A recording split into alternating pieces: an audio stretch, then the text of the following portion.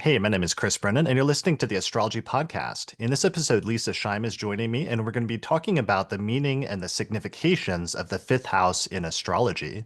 Hey, Lisa, thanks for joining me. Hey, Chris, happy to be here. All right, so we've done a whole research project over the past few weeks and really going back to late last year on the significations of the fifth house. And this is a continuation of my series where I do a deep dive into the meaning of each of the 12 houses. And we've done four of these installments so far, and this will be the fifth installment. So the last one you joined me for was, I think, the third house, right? This is the last main one, and then I did a little like hour-long section, I think, in the fourth house. It was a special Right. guest cameo. Yeah, you cameoed in the fourth house episode with me and Nick. hmm Nice. All right. Well, this one, in order to make things a little bit more digestible, the current plan is to break it up into three parts. So, in this first part, we're going to do a detailed discussion and overview of the significations of the fifth house from a traditional standpoint, but also talking about and incorporating some of the things that we've learned from doing a lot of empirical chart research and looking at hundreds of charts over the past several months. And then in part two of this series, the next episode will be looking at the ruler of the ascendant in the fifth house, really getting into a bunch of example charts and starting to demonstrate the technique and practice and an empirical understanding of the fifth house. And then finally, in part three, we're going to look at the ruler of the fifth house in each of the 12 houses. But I thought it would be good to start off this first part with an extended discussion about the different meanings and significations to give kind of a broad overview of that house to start with. So we'll be talking about the topics today that are contained in the fifth house and are signified by the fifth house. But we're almost ready to do the other two. We're just breaking it up for the sake of recording time. Yeah, breaking things up to make it instead of trying to do the last ones, we've tried to like do significations really quickly and then jam in like the ruler of the ascendant. But I think it makes more sense to let the significations breathe. hmm All right, so let's move on. So, other preliminary stuff. There's going to be some bonus material for patrons. So, this work is funded by patrons. So, I could do all this research that we did over the past several months looking into this. I'm going to release this for free, this podcast, obviously, even though it's like a detailed workshop on the houses. But patrons get early access to each of these episodes, as well as access to an extensive PDF that contains all of our research notes that went into this discussion. Finally, I'm also going to do a bonus episode for some patrons that have access to a series that we do called the Secret Astrology Podcast, where I'll go into some additional chart examples that we didn't get into in this series. So if you want to get access to that, just go to patreon.com/astrology podcast. All right, so let's get into it. And let's talk about the fifth house and the significations of the fifth house, starting with just a basic overview of some of the technical specs of the fifth house. So in whole sign houses, the fifth house is the fifth sign relative to the rising sign. So you just establish what the rising sign is, or the sign that the ascendant is located in, and then you count five signs forward, and that brings you to the fifth house. So that's how we define it within the context of whole sign houses. In quadrant houses, the fifth house is the succedent house that follows after the fourth house.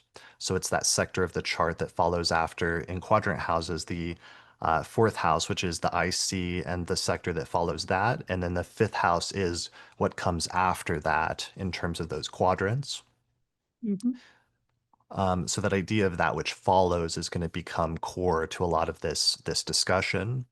So, in terms of other meanings or significations, the fifth house is said to be the house where Venus has her joy and rejoices. So, in terms of the planetary joys scheme, which we first really got into in the third house episode when we talked about the moon rejoicing in the third house, this is the next house where we have another planet, this time a benefic planet that rejoices in the fifth house. And as a result of that, a lot of the significations that we're going to see eventually being associated with the fifth house are also significations that overlap with Venus. hmm So, and we'll talk about that more in a sec. The fifth house in ancient Hellenistic astrology in Greek is called the place of good fortune, Agatha 2K in ancient astrology. In terms of significations, the primary significations of the fifth house are children, good fortune, pleasure and enjoyment, sex and sexuality, and creativity. So those are the core meanings that we're going to be focusing on today for the most part that run throughout much of the astrological tradition. And we'll be expanding on those areas because even though that sounds like kind of a limited set of significations, it's actually quite a bit once you get into it, I think, right?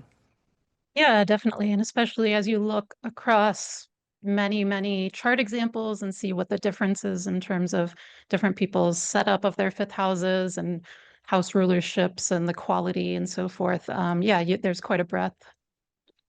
Yeah, absolutely. All right. So other things, the fifth house is one of the good houses because it aspects the rising sign. And in fact, it doesn't just aspect the rising sign, but the fifth house is configured to the ascendant and the rising sign through the most positive aspect, which is the trine aspect. So this is one of the first times that we get to one of the truly like really good or really positive houses because not only does it have the joy of Venus there, the benefic planet, but also because the fifth house has that very positive flowing trine with the rising sign, which is crucial, which means that it shares a lot of qualities in common with the rising sign, such as the same triplicity element. It has the same gender or positive or negative or whatever you want to call that in terms of that one. So there's a lot of overlap between the first house and the fifth house. Right. Yeah, there's a lot of congruence there with whatever each individual ascendant is. Right. All right. So the other thing that we need to focus on with the fifth house is that it's a succedent house. So it represents symbolically that which follows after or that which continues from the fourth house, since that's what succedent houses indicate. So it either represents that which follows or that which supports what the fourth house itself already signifies. So one of the ways that this comes up then is because, as we already established in the episode on the fourth house represents the home and especially the family and the parents and your ancestral lineage. Then the fifth house, because it comes after that, represents the continuation of your family or the continuation of your sort of ancestral or family lineage. And the way that that manifests the most concretely is in the signification of children, because children, especially in the ancient world, represented, on the one hand, the continuation of your own family lineage, but also the merging together of the two families, of the two like parents basically that make the child. Hmm. Right. It's also sometimes the case that children will support either the family as a whole or you as the ascendant person in older age. Not all the time, of course, but that's the general archetypal setup in the chart anyway. Yeah, that in most cases in old age, like your children also support you in some capacity. So that represents both of those meanings then of both the succedent house representing a continuation, but also supporting the fifth house in some way, in the same way that the second house supports the first house. So the first house represents life. And then the second house supports that because it's the material things that are necessary to support your physical and biological life. Right. All right. So we've talked about how it's one of the most positive houses in the chart because of that trine with the ascendant, because of having the joy of Venus, also being a succedent house. But one of the things about it being one of the most positive houses in the chart is, in addition to its general significations, when other planets are placed there, or the rulers of other houses especially are placed there, it indicates good fortune and positive circumstances for those things just in general, that it's a sort of favorable or auspicious placement for planets in the chart and can improve whatever other planets want to signify in some instances. Hmm. Right. So just like sometimes people think about the sixth house or the eighth or 12th in terms of, their there being an issue with, oh, some houses can be bad houses, but in fact, some houses can literally be good houses, can be more inclined to bring positivity to topics that are connected with it. And the fifth is definitely the one of those. Right. So that doesn't mean that we won't necessarily see some challenging things that can be associated with the fifth house, of course, if there's difficult placements there. But as a general rule of thumb, this is something that'll come up very often when we get to the rulers of the houses, that sometimes it can indicate very positive things because that's part of the basic meaning of the house, is it's one of the places in the chart where you look for literally good fortune, and that's why it's Hmm. named that. All right. The other thing that I would needed to mention here also is that the fifth house is below the horizon. So anything below the horizon is under the earth. And in the basic ancient traditional distinction between the planetary joys scheme and the names of the houses, the area below the earth is associated with the moon and with the body and with material things. Whereas the area in the top half of the chart is above the horizon in the area of the sun and the diurnal planets and the spirit and the mind and other things like that. So there's this in ancient astrology, this major sort of like mind body distinction between the top half of the chart and the bottom half of the chart. And that becomes a really crucial thing. I wrote a paper in like 2012 about the planetary joys scheme and how it was the source for the assignment of the elements to the signs of the zodiac, and it was the source of some of the significations of the houses and a bunch of other things. And one of the things that I realized and that I outlined in that paper was that there was this conceptual structure where the houses below the horizon tended to relate to material things and to physical or bodily things. So that actually is interesting because it provides us with our core meaning underlying the fifth house, which is that the fifth house is a good house. And since it's under the earth, it relates to the body and material things. So as a result of that, it's like the fifth house is the most primarily focused on good things that relate to the body. So that is the reason why you can then, by extension, have it be associated with, let's say, pleasures as one of the traditional significations, but also sex and sexuality, as well as like fun and enjoyment in general. So one of our core recurring themes is for the fifth house is going to be good things that relate to the body. Right. And even just the huge topic of children are like, you know, things that you're happy about usually that are coming from the body. Um, so that's part of why that signification comes in there. Right. Yeah, exactly. Especially to the extent that children are usually viewed more as, something positive that comes from you that's like a source of good things in your life for the most part. Hmm. All right. So, with all that said, so there's kind of like a level in which the fifth house has to be understood on its own terms, symbolically outside of the joy of Venus, just using those, what is it, like three categories of the fact that it has a trine to the ascendant, it's a good house, or it's a succedent house. So trine to the ascendant, making it a good house, succedent, meaning it follows after the fourth and the fifth and continues and supports the fourth house significations. And then finally, the fact that it's under the earth, so that in some ways it relates more to the material or physical or bodily realm. And those are like three overriding concepts just on their own conceptually that you could generate a lot of fundamental archetypal significations from. And there's a certain level where you have to understand the fifth house just from that perspective. But that being said, there's also another level where you can also understand it within the context of it also being the house associated with Venus. And there's a lot of significations that we can actually derive from Venus that help us give us a lot of insight into what the fourth house means or what the fifth house means. But it's important to hold those two things sort of in your mind at different points that you could generate a lot of these independently of associating Venus with it. But then by associating Venus with it, you can also generate some interesting insights as well. Yeah, definitely. And it's, I think, the most interesting when there's an overlap between the two, like some of the significations you can kind of see from the joy of Venus, plus it being the trine from the ascendant, because both of those are positive things.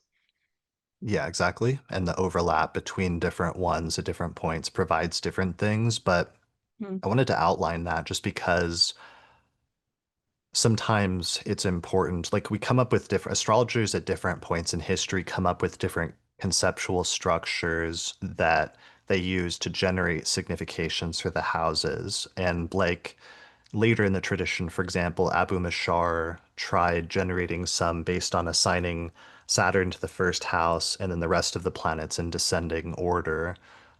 Or later modern astrologers from the Renaissance and especially early 20th century forward tried generating significations based on the assigning zodiac signs to houses and saying that Aries is the first house and Taurus is the second, and so on and so forth. So we're not using either of those two conceptual structures in this series because I'm trying to go back to the earliest conceptualizations of the houses and really focus on the especially the underlying astronomical motivations of like where is that house in the sky and what can we understand about that house just based on its underlying astronomical reality that could be interpreted symbolically through astrology, and to strip away some of those later conceptualist structures that astrologers have used.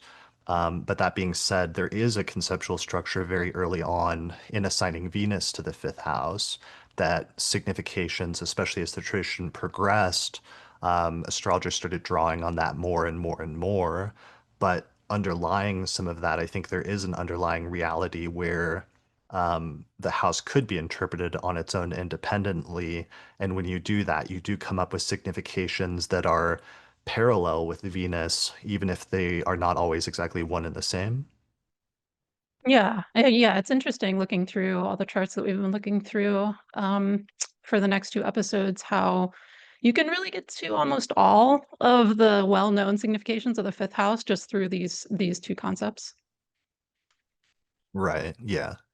Yeah, absolutely. So, all right. So I think that's good conceptually for just outlining our basic things that we're going to be generating significations from and understanding the fifth house and then expanding on. So one of the things I want to do right at the start in order to underlie the Venus having her joy connection is I want to read this passage from the second century astrologer Vettius Valens from his anthology that he wrote sometime around, let's say, 160, 175 CE. And this is early in the first book where he's outlining the significations of the planets and he gives the significations of Venus. And this is going to become very important because, as you just said, Lisa, many of these significations for Venus also show up in the fifth house. All right, so um, here's Valens' signification. So he says, Venus is desire and love, and signifies mother and nurturer. She brings about priesthoods, directorship of the gymnasium, the wearing of golden crowns, merriment, friendships, companionship, the acquisition of possessions, purchase of ornaments, reconciliations for the good, marriages, refined arts, pleasant sounds, music making, sweet singing, beauty of form, painting, mixing of colors, embroidery, purple dyeing, and perfume making. She rules over both the inventors and also the masters of these professions, as well as artistic or commercial works involving emeralds, precious stones, and ivory working. And she signifies those who spin gold thread, decorate with gold, barbers, those who are lovers of cleanliness, and those who are fond of play. She brings these things to pass within her own bounds or degrees of the zodiacal signs. And she grants the office of market overseer, control over measures and weights, trades, shops, giving and receiving, laughter, rejoicing, adornment, and fishing. And she provides benefits from royal women or relatives and secures a remarkable reputation when Venus cooperates in such matters. Of parts of the body, she rules the neck, face, lips, nose, and the front parts of the foot to the head, and the organs of sexual intercourse. Of the internal parts of the body, she rules the lungs. And Venus is also receptive to another's nourishment and to pleasure. Of substances, she rules precious stones and multicolored adornments. Of produce, she rules the olive. She's of the nocturnal sect, the color white, and exceedingly rich in taste. All right, so those are Valence's significations of the houses, and this is one of the Of earliest Venus. and yeah, Venus, and this is one Yeah. of the earliest and most extensive discussions of the meanings of Venus in ancient astrology. So it's really important, and it sets a really good foundation for us when we're talking about the fifth house, because we'll start seeing a lot of overlap with these significations. Yeah, definitely. Are there any worth commenting on, or are there any that you thought were curious or wanted to talk about? Well, yeah, there's so many fifth house significations in there, just in the joy of Venus. So things like music making, sweet singing, painting, mixing of colors. So you like beautiful things. So whether that's, auditory beautiful things, the pleasure of making music or arts like painting, just pretty things in general. So beauty, I think. And then Yeah, like yeah, beauty and symmetry, and also like creativity, which is going to become one of our core significations, I think, of the fifth house. hmm. And then right at the beginning, desire and love, which is like a core fifth house signification, as well as companionship. So, yeah, those sort of like love or dating significations of the fifth house. And trying to think if there was anything else that stood out to me. Um, yeah, rejoicing, laughter, basically like having fun, enjoying Yeah. yourself, which is another core fifth house signification. Yeah, laughter and like having fun and the idea of joy or that which brings you joy or happiness and makes life happier and worth living is going to Hmm. become a very core signification for us. Right. Like even those two themselves, like merriment, just like the things you do to have fun is just like a huge fifth house topic. And then laughter itself is kind of funny because we found a whole bunch of charts of comedians with fifth house placements. So yeah. Right. Yeah, absolutely. Okay, so I think that's pretty good, but that gives you some idea when we say that Venus rejoices in the fifth house or that there's an association there, or when ancient astrologers said that, that gives you some orientation about some of the things then by extension that they might start associating with the fifth house and with Venus. Hmm. So, in terms of the fifth house itself, Valens just has a brief passage where he gives a handful of significations for each of the houses. And when he gets to the fifth house, he says, the fifth house is the place of children, friendship, partnership, the freeing of emancipated slaves, and any act of good or beneficence. So, right away, the primary signification of the fifth house is children, and that's always the primary signification throughout every traditional text over the past 2,000 years. But Valens is also giving some other significations like friendship and partnership. And one of the things he says at the end of this paragraph is that each house signifies what it signifies, but then the opposing house, the house in opposition to that, also participates in some of those significations. And so that's why we see some overlap here. For example, in ancient astrology between the fifth house and the 11th house, where even though the 11th house came to be the primary house associated with friends and alliances and things like that, the fifth house was also given some significations that were in that sort of realm as well. Hmm. Right. Yeah. And you can see the pleasure tie-in as well, because usually people have pleasure meeting up with friends, spending time with friends. Right. They have a good time or go out and do fun things that they all enjoy together. Mhm. And then there's also this underlying thing in Valens where it's talking about any act of good or beneficence, and that is, one of the things like being, because Valens is living in second century like Roman world where slavery still existed and was a terrible thing and where people were oppressed by it. But that's one of the reasons why he mentions like the freeing of emancipated slaves, because that was one of the most positive things that could happen in that context is to gain one's freedom.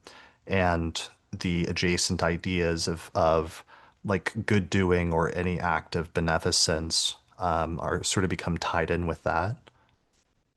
Right. Yeah. And you can also think about the sixth house being an aversion to the fifth house, being the next door house. And so those are being very, very different qualities from each other. And slavery or being sort of subordinate to others is a core sixth house meeting. Yeah. So the fifth and the sixth house get contrasted a lot because the fifth house is called the place of good fortune, but then the sixth place is called the place of bad fortune. And through that, those comparisons become really important because if the fifth house is like good things that have to do with the body, then the sixth house is like bad things that happen to do with the body. And that's one of the reasons it primarily came to be associated with illness and injuries. Hmm. All right, so let's move into talking about the significations of the fifth house more broadly. We're going to focus on more of a traditional take on the fifth house, sticking to a lot of the more traditional meanings and exploring and expanding on the traditional significations. That doesn't mean that there's not other significations, especially in a more modern psychological context. But one of the things I want to demonstrate here is that there's a lot to work with, even with just the core traditional significations. And so one of the things that we tried to do is identify and figure out what the core traditional significations were, but then also understand which ones were really coming out and speaking to us based on the hundreds of example charts that we collected and will be presenting as part of this series on the fifth house. And so that ended up informing a lot of our signification discussion that we're about to have as well. Definitely. All right. So, first major section of the fifth house is children. So, children has always been one of the core and most important significations of the fifth house over the past 2,000 years. This has always been the primary signification. And this seems to go back to an early text on the houses that was attributed to Asclepius. So there were two in my book. I talk about this when I talk about the origins of Hellenistic astrology, that there seemed like there were two primary early texts on the houses, and one of them was attributed to Hermes, and Hermes primarily in the just fragments of that text survive, primarily said that the fifth house was associated with good fortune. And then sometimes later, there was another text on the houses attributed to Asclepius, and Asclepius was the one who attributed children as the primary meaning of the fifth house. So later astrologers really followed that pretty closely, and the fifth house became ingrained from relatively early on, from at least the first century BCE all the way into the 21st century, as the primary place where you find the topic of children in the chart, as opposed to other family members, such as the fourth house, which is parents, the third house, which is your siblings, the seventh house, which is your spouse or your marriage partner, and the 11th house, which is like your friends. Hmm. So, fifth house and children. And as we talked about, um, yeah, so I think that's a pretty common signification. Yeah. Yeah, absolutely. And as you were saying earlier, part of why children is a signification in terms of it being succedent to the fourth is carrying on the family lineage. It's something that flows from the fourth house and continues it on. Um, and it also combines, as you said earlier, too, the family lineages of both partners, and then that flows from them, and it represents the union of those families and like the genes of the parents.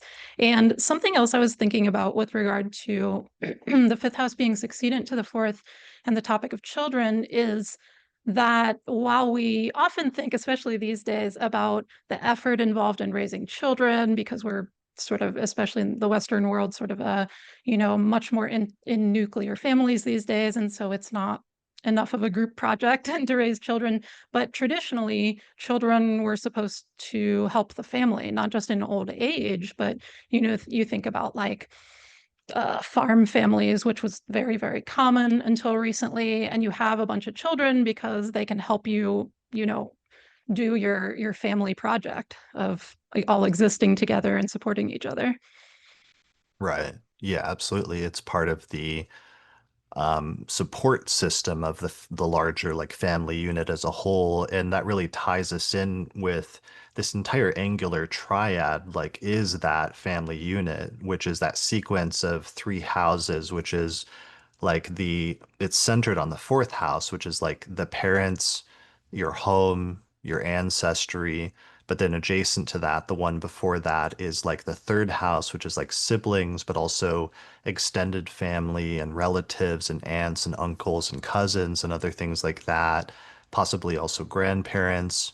And then finally, you get to the fifth house, which is like the latest additions to the family in terms of the children that you produce and like how that becomes part of your broader family, but also representing a continuation of that family lineage that might start with the third house and then move into the fourth house and then eventually continue into the future with the fifth house. And that's a really elegant way and very literal way of understanding the difference between cadent, angular, and succedent houses in terms of the succession of things in time.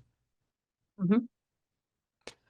Yeah, so I think that's the reason why the Asclepius text probably originally assigned the fifth house to children was due to that idea of carrying on the family lineage and the carrying on of the lineage of your own self in particular.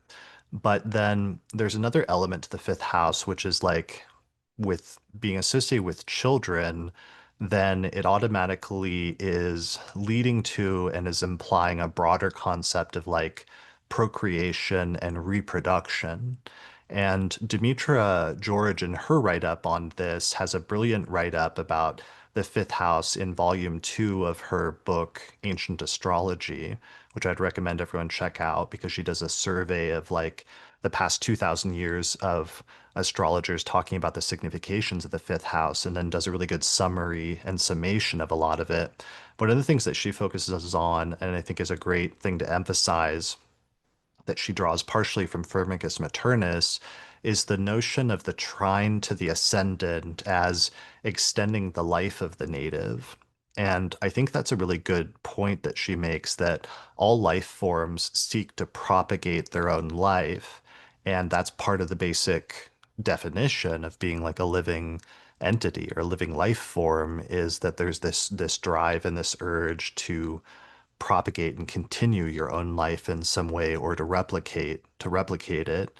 And so I think one of the things I came up with then to summarize that and summarize things that we were seeing in other areas that we'll talk about later on is that the propagation of one's life force and spirit is part of the core meaning of the fifth house that makes us understand the signification of children, but also can then lead into other more creative significations and endeavors as well.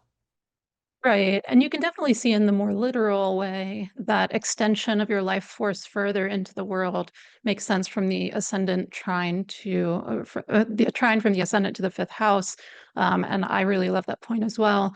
But of course, not everyone has children. Either not everyone can have children, not everyone wants to have children.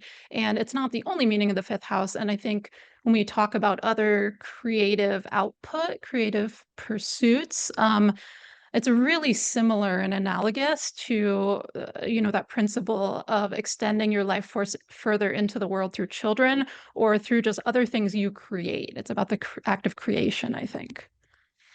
Yeah, the act of creation and of creativity and it also goes back to and by extension then makes us reflect on and understand the first house better. And the first house, especially using whole sign houses, it's the place where the sky and the earth meet, and you get this overlap between the realm below the horizon, which has to do with the body and the physical incarnation, and the realm above the horizon, which has to do with the spirit and the mind and the intellect, and the merging of those two in the rising sign in the first house is you. Like you were the merging of those two things in that you are born at that moment and you have a body and you have a mind and your life is the merging of those two things. So it makes us understand the first house itself better because one of the traditional significations of the first house is life. But it's like that's such an abstract concept that it almost seems meaningless until you start comparing it to the other houses and you understand what that means. For example, when the first house concept of life is negated, by like the sixth house or the eighth house or the 12th house, it can mean like illness, like something that detracts from your physical life, or it can mean the eighth house, which is like death and the absolute negation of the concept of life itself. But when we get to the fifth house, we get this interesting concept because it's the first time we have the trine, which is the most positive aspect, going to the fifth house. And it's literally the concept of the native's life, both their body as well as their spirit, extending itself forward and trying to extend itself into the future in time by propagating itself through creation, through the act of creation, either bodily and physically through children, or like mentally and spiritually and intellectually through other creations, basically. Definitely. Yeah, and it's really interesting to compare and contrast different ways that people go about that depending on their different proclivities and skills and whatnot, but also the different ways that their individual birth charts are set up. Right, absolutely. So, that gives us additional understanding of the fifth house and propagating the body, but also the fifth house and propagating the spirit, which is more abstract, but we'll see it in very concrete ways when we get to some of the creatives and the artists and other people that become prominent with fifth house placements later on. Mhm. All right. So actually, that's one last point before we move on. And I mentioned this earlier, but so the fifth house, one of the things about the trine aspect is there's the geometrical element of a trine aspect, which is like a degree-based trine is 120 degrees, and it creates, when you draw three of them across a chart, it creates a three-sided polygon, which is a triangle. So that's one element of aspects that tends to get emphasized in modern times. But the other element of aspects that tended to get emphasized more in ancient times still, when they did both sign-based as well as degree-based aspects, is what the quality of a sign-based trine is, because that ties us in as well. And I mentioned that briefly earlier, but it's just that a trine has multiple overlapping qualities that are the same between two signs. And when we put it in a houses context, that means that the first house, which is the rising sign that represents you and your life, has a lot of overlapping qualities that are the same with the fifth house, and the things associated with it. So, like for example, my chart, I have Aquarius rising on the first house, the rising sign, and then my fifth house is Gemini. So, two of the commonalities that those share is they're both air signs and they're both masculine signs in terms of the alternation of masculine, feminine, or what a sect. Some people associate like the day signs versus night signs. So both of those would be day signs. Or in like modern terms, sometimes people talk about like extroversion versus introversion or what have you. Yin and yang is another one that other people like to apply to it. Are there others that I'm missing? No, I think that's most of them. Okay. So, the point is, though, is to the extent that that's creating a similarity of having two overlapping things that are indicating similar things, then it's like you're creating something that is like yourself.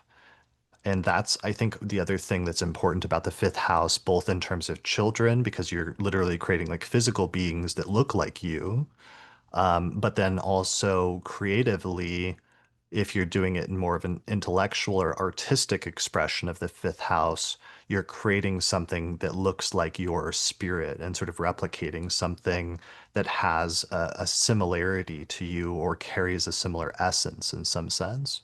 Does that make sense? Yeah, I actually really love that point. I know that I was looking at, for instance, some of the charts where there were air signs, just like you were talking about on the Ascendant in the fifth house, and how they created conceptual work around fifth house topics. And then I was like, oh, it's because it's an air sign. And so their creative output is conceptual. It's in the realm of the mental. And like Right. that's who they are too, i.e. the Ascendant. And that so of course that's the kind of thing that they would produce. Right. Yeah, exactly. Um, so so I think this is another really core thing that we have to think about because it again gives us an access point for understanding not just children, but also understanding how it may have broader implications about creating something that looks like you, basically, either physically or intellectually. And, that becomes more clear when you contrast it with the other houses because the um the third house, for example, it only has one of those points of similarity, which is that whatever the rising sign is and whatever the third whole sign house is, share the same gender. They're both going to be either masculine signs or they're both going to be feminine signs, but that means they only have one of those points of contact. And in terms of element, they are not the same. They don't have the same element. And it's kind of similar with some of the other ones in terms of that overlap where you'll get like one similar quality, but then you'll have, like, for example, the fourth house has modality is the thing that it shares in common, or the second house, adjacent houses share no qualities in common. They don't have, gender or modality or element. But then the fifth house, it's like you don't just have one, but you have two. So there's something like very similar about those two houses.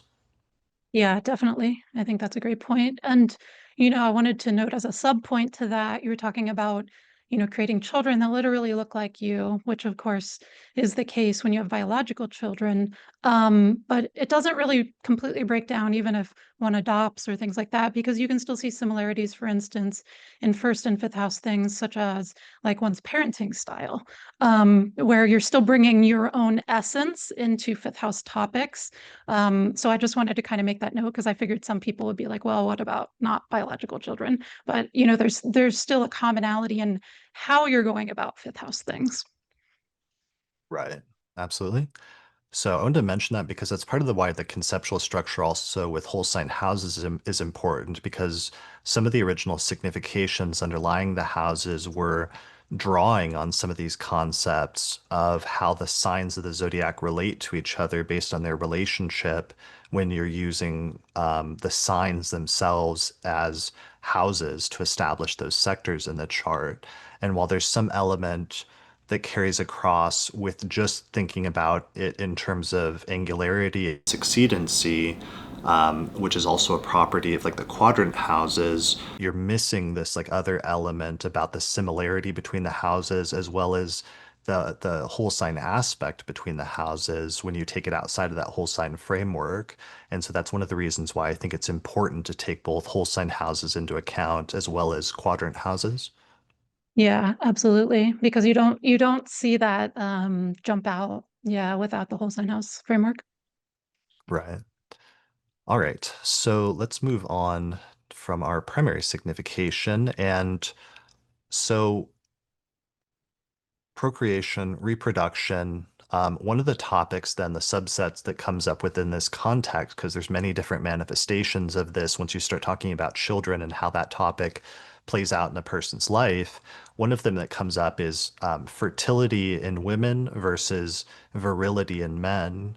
And for example, that comes out specifically in like the ease in which a person is able to conceive versus if a person has difficulty conceiving, and then all of the adjacent things that can grow out of that in a person's life. Right. You can see that, yeah, some of the planetary combinations or aspects to the fifth house or fifth house ruler when someone is really prolific, as we'll see in some of our examples when we do the examples, um, prolific in terms of, having children very easily, having lots of children, and then you can see some blockages sometimes with fifth house factors when it comes to people who have trouble having children or they're either infertile, for their whole life or just for a long time. It takes them a long time to have children compared to average. Right. Yeah, exactly. Or you'll have like Nick Cannon is one of our examples later who has like 12 different children, for example. So like having Right. lots of children versus let's say having just one child or having no children if there's like fertility issues that can't be overcome.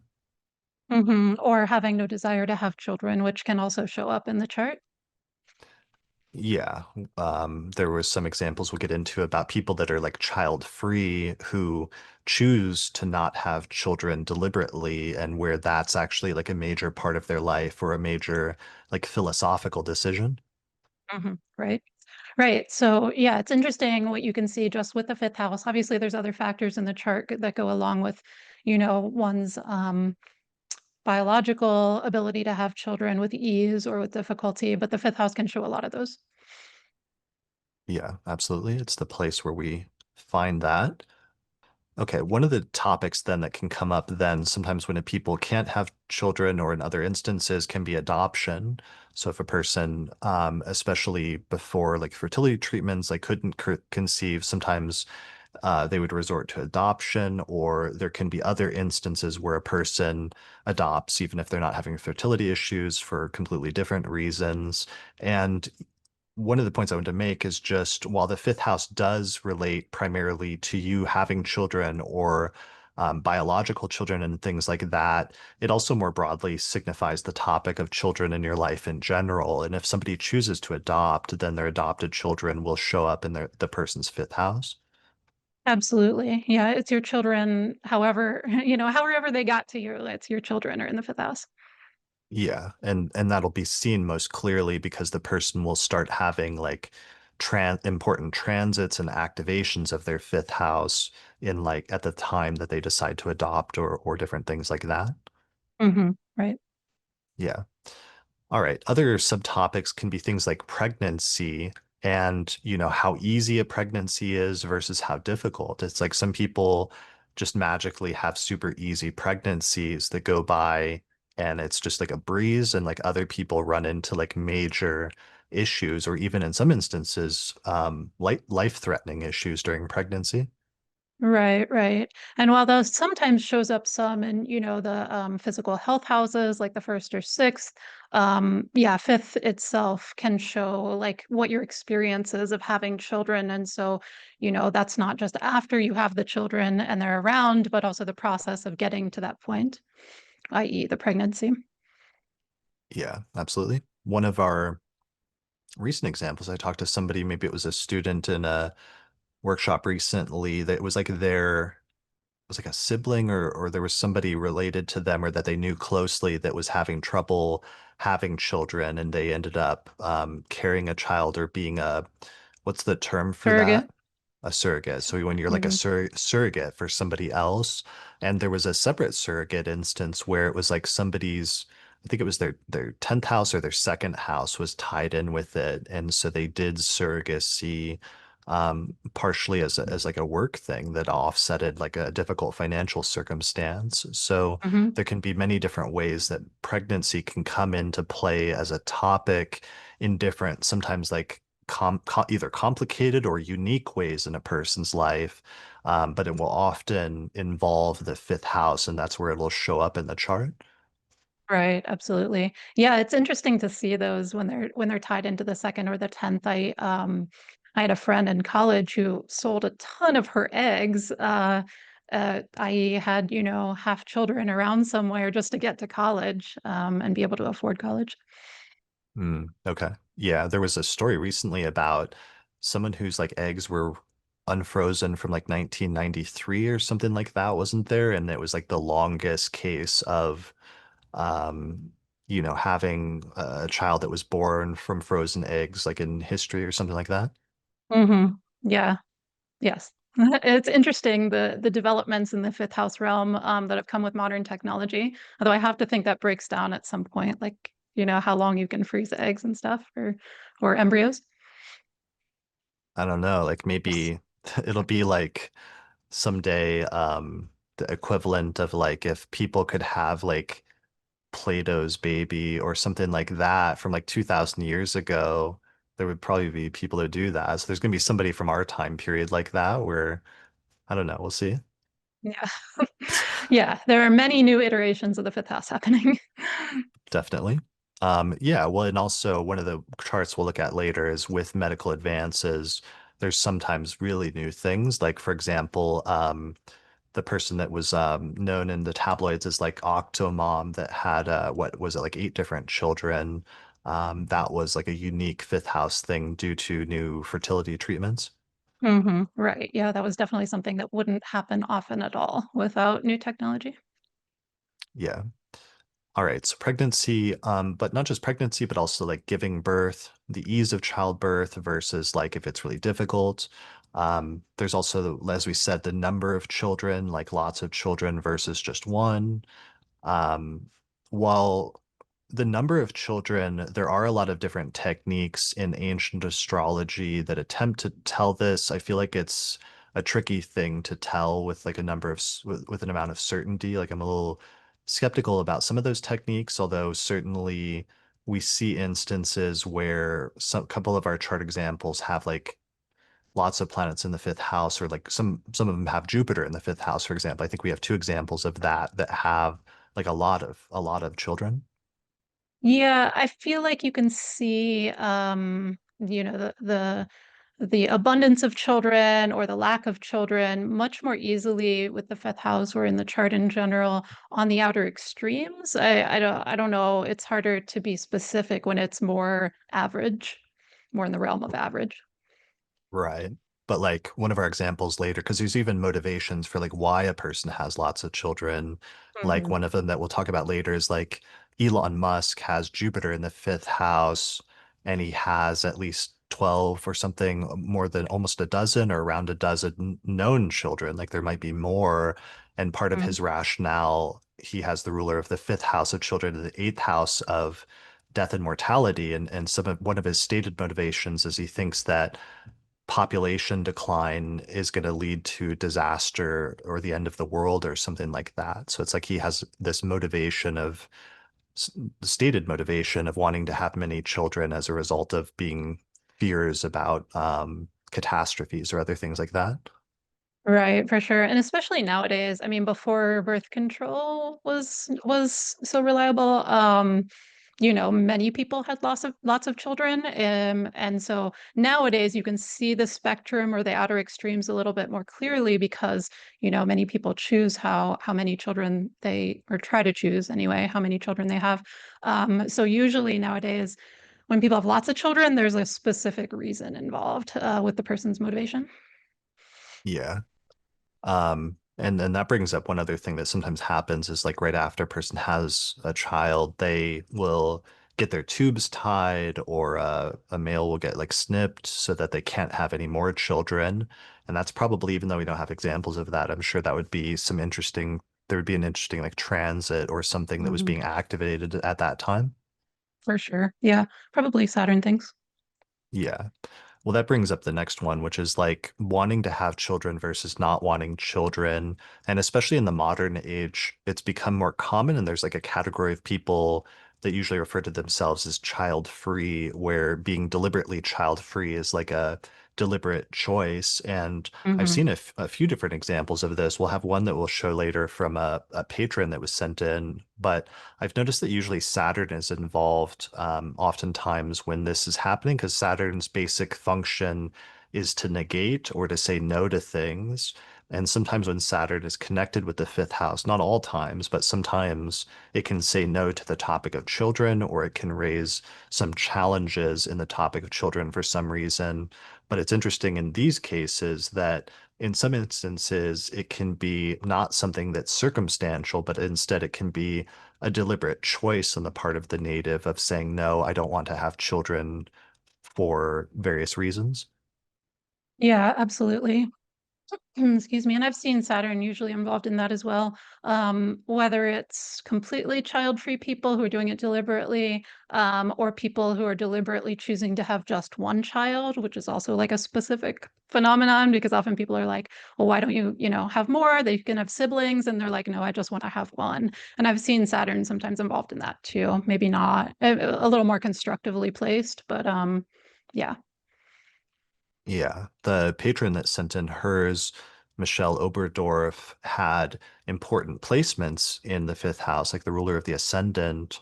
But then there was a square from Saturn in the second house to the fifth, and she sent me like this entire, I think it was a master's thesis that she wrote, where she interviewed different women about what their motivation was for having children, for not having children, basically, or for being child free. So Hmm. we'll talk about that more and look at that chart later on, but there's an interesting like spectrum there for a number of different reasons of why people choose to be child free as well. Right. And how much there is an actual focus on it in the chart. So it's more of something that someone's thinking about a lot versus just like an offhand, like, no, I don't think I want children, but it's not something that's like a major part of their life identity.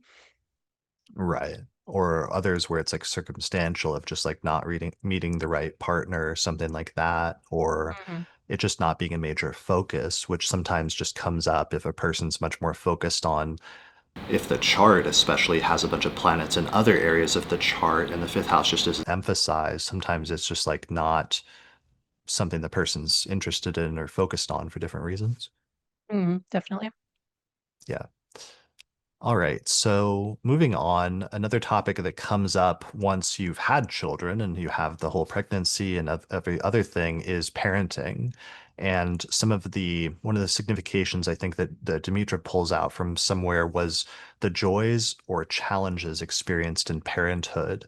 And I think that was a really good one because there's a wide range of different experiences that people have in terms of being parents, in terms of, not everybody's the same, and there's sometimes extremes of people that really enjoy it and it's just like a pleasure and it's like the best part of their life, versus let's say the opposite extreme where the person like doesn't enjoy it or it doesn't go well or it's the most challenging part of the person's life for some reason.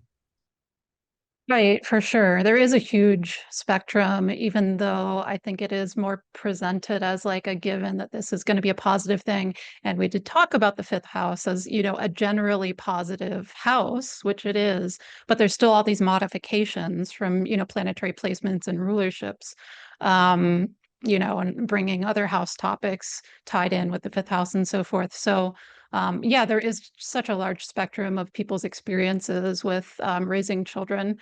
um, yeah, and you can see that depicted in the specifics of their chart.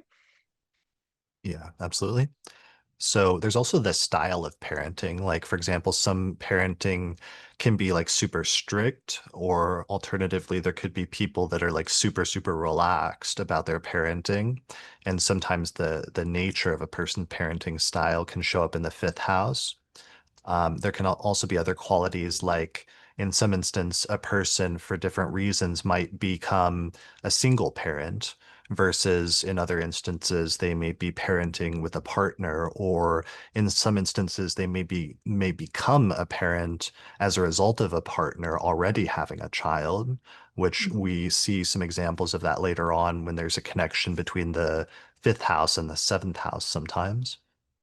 Right. Yeah, I think we have multiple examples of that. Right, where it's like the topic of children is like imported into the life through meeting with another or through merging with another. Right. Elsewhere, another topic that came up in some traditional texts that used to be more relevant in the past, but is not as much anymore, is like children born outside of wedlock, which sometimes used to be called like supposedly like illegitimate children, versus those who are born within like a marriage or when people get married. I feel like this has become less of a like major issue. I guess it used to be more of like a taboo. And we do Mm. see, especially when we're drawing on like earlier 20th century charts, we see people where the taboo surrounding having a child outside of wedlock, or sometimes like a child born as a result of an affair, for example, creates pressures and challenges in some instances in a person's life in ways that show up in unique ways in the birth chart. Yeah, it's such an interesting thing how cultural trends, societal trends, or things that are okay or not okay, or more major taboos at certain points in time interact with individual birth charts. Because you do see that stand out more when that's a more important distinction, right, during the person's lifetime, during the time that they're alive. So I've seen that with yeah, with some of those people born earlier who had kids out of wedlock, and sometimes the 12th house is more involved than, like, say, it probably would be nowadays. Or when we get to the sexuality point, like, people who were more closeted most of their life, it stands out more sometimes in individual charts depending on, like, what are the cultural norms at that time that the person's alive. Right. Yeah. It's always relative to the person's like culture and time period. And of course, that's even, in different places around the world today, is going to be relative to whatever culture a person's living in. So we'll be talking a lot about our own and what we're familiar with, and we can't really summarize everything, but it is things that we do see, especially when doing the historical research we've been doing of like people that had a full life where we can study their entire biography, especially a celebrity or a public figure. Then sometimes those are people that were born in the late 19th, early 20th century, where some of that stuff was much more important. Or even 18th century sometimes. Right. Yeah. All right. Other topics that can come up with the fifth house is your relationship with your children. So, some people have like an amazing relationship with their children, and it's like the best relationship that they can have in their life. Like even so far as like when the child is like a friend or is treated like a friend, versus in other instances, people can have really bad relationships with their children for different reasons, where in extreme cases, you can have a child who you become estranged from, or even a child that becomes like an enemy for some reason. Yeah, and it's so sad. I mean, when that happens, I guess in one way it's not any sadder than, like, another area of the chart being very hard and challenging for the person. But I think it's particularly sad because there's so much effort put into raising a child that it's sad if it becomes a more challenging relationship or even estrangement later in life. And but you can definitely see uh, those variations, and especially the extremes again, in the individual birth charts. Sometimes there'll be literally like a connection between the fifth and 11th or fifth and 12th, respectively, with regard to the relationship, or the malefics involved or the benefics involved in the fifth are pretty reliable, I think. Yeah. Yeah, definitely. In indicating at least broadly that there might be tensions there, or there might be good things there. And there's other things that go into that, of course, because then there's like, what is the child's birth chart and what is their personality like? What is the synastry like between the two parents? And is it like flowing synastry, or is it really tough, conflicting synastry? There's going to be different eras in which the relationship might be better or worse, depending on the transits that the two are having, and like periods like when a kid is a teenager and if they're particularly unruly. But then there's also that relationship can be good or bad for different people's, it can be one person's fault or the other person's fault. It could be like Hmm. the parent isn't a very good parent and is a deadbeat parent, and then their child becomes estranged as an adult because they go no contact and they cut the bad parent out of their life, versus you could have a parent that tried their best, but that there was something with the child where the child chose, um, no, through no fault of the parents, let's say get involved in crime, or to in some really extreme instances, like become like a mass murderer, like a shooter or something like that. And it's like, in some instances, that might not be the parent's fault. It may be just something about the child for whatever reason that shows up in their chart. So it's complicated because there's so many different possible variations. Yeah, absolutely. And with respect to that last point, I mean, I think one of the things that astrology definitely shows is that we sometimes just take for granted at this point, if you're very involved with astrology, is that every individual chart is going to show that individual life, and that may or may not be related to how the parent raised them. Like they're going to have certain traits that are just from the moment of birth. That's part of their being, that's part of their chart, that's part of their life experience. And everything is not dictated by like the nurture of parents. There used to be more of a nurture versus nature debate in parenthood. And, I think especially with my involvement with astrology, I'm definitely on this side, as well as some other life experiences. I think I'm definitely on the side of, it's nature, it's more nature. I mean, I think it can go either way, and it's you can't. I don't know. In my opinion, I've seen both scenarios where it is a Mm, nature thing and it can be a nature thing, and I do think there's a issue where sometimes people don't realize that it can be just something that's built into a child's nature, but then obviously the nurture element of things can be really significant sometimes as well, because there can be instances where the child was just raised that way, or the parent did mhm, something either deliberately or indeliberately that had negative repercussions and ramifications for the life. And that was something I was talking about recently because the issue of like two people being born in the same hospital around the same time comes up sometimes. So that functionally they have the same chart. But what's interesting is what's different is immediately when those two children go home, they go to different families where their parents have different birth charts, and the birth mhm. charts of the parents do interact in different ways that can be either more positive and flowing or more challenging and problematic. And that will either encourage or inhibit certain tendencies that are already there in the birth chart and are either waiting to be activated in good ways or activated in bad ways. Yeah, for sure. And not just the synastry. The synastry is important, but also like what does the fifth house look like in those respective different parents' charts? And what does that say about, who you are as the child, which is different than the other child born around the same time? Because some things about your life show up in other people's charts around you. Not everything is, there's lots of things in your own chart that you can see, and you are symbolized by, the houses in other people's charts around you, like your parents and spouse and friends and so forth. And so that's another thing that's different too, even with, so-called time twins. Yeah, absolutely. So, we're going through this whole list, and there's so many things that you can see or that do come up or can come up circumstantially through transits at different points in the life, like topics that'll come up under certain transits. But there's a lot that you can't see as well at the same time, I guess, by just looking at the fifth house.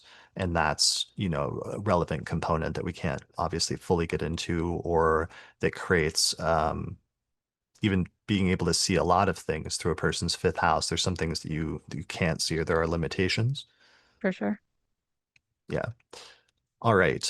So relationship with the children. The next thing, though, is sometimes the nature of your children and what interests them or what they end up focusing on in life can show up in your fifth house and especially in the ruler of your fifth house. So, what are your children like? What are their personalities like? Is there something distinctive about the children's personality? Sometimes that can show up in the parent's birth chart in their fifth house. Other times, what the child grows up to focus on or do can show up. Like there's an example I used in my book that you gave me once of somebody who had the ruler of the fifth house of children in the ninth place of religion and travel. And it was like one of their children from a very early age had an interest in foreign cultures and Mm, countries, and as soon as they became an adult, they ended up like moving abroad and like renouncing their citizenship, so that the literal manifestation of having the ruler of the fifth house of children in the ninth place of foreign countries was the native's child moved abroad as an adult and went there permanently. But then there was mhm, also a second child that the native had where they grew up in a secular context largely, but then when they grew up, they became very highly religious of a different religion than the parent. And that was another manifestation of having the ruler of the fifth house of children in the ninth house of religion and belief and philosophy. And then the third of the three children is a teacher. It's not entirely like, it's more broadly ninth house in terms of teaching because it's younger children, but nonetheless, all three of the children, yeah, I remember that chart. All three of the children fit that rulership placement in different ways. Yeah, and manifested different aspects of what it symbolically could mean for the ruler of the fifth house to be in the ninth place of like religion, travel, and education. Hmm. Yeah, so that's something that we'll see show up in the fifth house as well, especially when we get to the ruler of the fifth house. All right, other topics, grandchildren. The fifth house is like the continuation of the next generation of your family, but it may also be other subsequent because it becomes more broadly like the topic of children in your life in general. And sometimes the way that that comes up at different points in the future is through not just your children, but the children that they have as well. For sure. Yeah. I sometimes wonder about, like the fifth from the fifth in terms of a derived house of the children of your children. But that said, I definitely sometimes see grandchildren come up very specifically in the fifth house because it is just like you said, it's like your experience of young people or children in a broader sense. Yeah. And I know a lot of the later astrologers, it's like derived houses was also a text that was, or a concept that was introduced in the Asclepius text and that it talked about, and some later astrologers really focused on. But one of the things we've talked about in this series is there's always been a tension between um, doing derived houses and sometimes it getting like incredibly complicated and convoluted, Mhm. but other times that you may not need to do derived houses, and the symbolism may already be built into the basic 12 if you sort of like look at it and focus on it, and especially just in terms of how it'll naturally arise through transits and stuff. If the fifth place is where children come up in your life, then it's like at one Mhm. point you might have, let's say, a Saturn return, and you have children at your Saturn return in the fifth house, and then at another time you may have a second Saturn return and there's something really important happening with like grandchildren or great grandchildren, for example. Yeah, definitely. It doesn't ever have to be your own children. It is the topic of children in general. So that can go for grandchildren, that can go for other family relationships. Like I remember recounting to you recently when we were talking about this that during my last fifth house perfection year in terms of timing, most of how that showed up for me that time was my sister was pregnant and she had never been pregnant before, and she was talking about her pregnancy and then the subsequent birth and infancy of her child, like the entire year, most of the entire year. And that was and I have the ruler of the fifth in the third house from the fifth. So it's like it was siblings child or siblings pregnancy, and I have not had any kids, but that was the topic of children coming up because it was like some child in my in the realm of my life. Hmm. Yeah, that makes sense. Yeah, I mean that's how it happens, and then that brings up the final thing, which is just the fifth house can also indicate younger people in general that are in your life, or the role of younger people, which can go. There's an ambiguity of like what age that goes up to. We've been saying children, but Mm. even like teenagers and sometimes like young adults can sometimes end up falling in the fifth house, as we'll see in some example charts. And this may extend to other concepts later on. Like, for example, in the Vedic tradition, they talk about the fifth house also being extended to like students and apprentices. So there may be a role there where it's like you're teaching younger people or you're teaching the next generation of people may show up in that house as well. Yeah, I think it really does sometimes. I remember when was starting to first encounter that with people who were like college professors, and I was like, why is the fifth house showing up so much? They don't have children, but then I was like, I think this is like their students. They're like young adults. They're not children, but they're like young people, all relatively speaking to the chart holder. Hmm. Yeah, absolutely. So it's relative to the chart holder and something about the idea of youth or youngness, which can sometimes just show up in a lot of different ways, but keeping in mind that archetype is really important. All right. So the final thing I want to say here to wrap up this section on children is that while children primarily show up in the fifth house, in the ancient Hellenistic tradition, they were also assigned to other houses in the chart, such as, for example, the 10th house, probably partially because the 10th house represents the native's life's work and their occupation and like what they do or the place of action and what you accomplish. And certainly you'll see charts sometimes, like especially in like a mother's chart where that becomes the person's like occupation or primary profession. And sometimes the 10th house really does come up in those instances, especially if they like leave another career or job in order to focus on raising children. Right. It is essentially then their life's work. Right. So it may show up in other houses as well as not just the fifth or 10th, but we should be aware of the possibility of children showing up in other houses. And this is something I've been mentioning as part of this series, because even though as the tradition went on, there was a tendency to try to focus on just like one singular house that signifies a topic, especially once horary became more popular from like the 8th century forward. That was really necessary in horary questions because you need to know what the single house is that signifies a topic in order to answer a horary question. In the Hellenistic tradition, there is a distinct thing about sometimes multiple houses indicating the same or similar topics. So, for example, when Valens talks about the topic of children, he mentions it in the context of the fifth house, the 10th house, the fourth house, and the 11th house. And similarly, when Claudius Ptolemy, also in the second century, talks about children, he talks about it in the context of the fourth, fifth, 10th, and 11th house. So there's different reasons for that potentially that we don't necessarily have to go into, and we're going to focus for our purposes primarily on the fifth house, which I do think is the primary house of children, where that in practice comes up the most. But I wanted to put that out there because we should be aware that children could show up in different parts of the chart, especially in different contexts. Right. Yeah. Um, I meant to mention it was the Hermes text, the first text that was written that I mentioned on the houses that originally outlined an initial set of significations for the houses when this was still like a new concept or technique. The concept of the 12 houses around the second century BCE. It associated the conception of children with the 10th house. And then it was the Asclepius text that was written sometime later that associated children with the fifth house. So right there early on, part of what we may be seeing is like disagreement with early authors who are outlining some of the foundational texts of the tradition.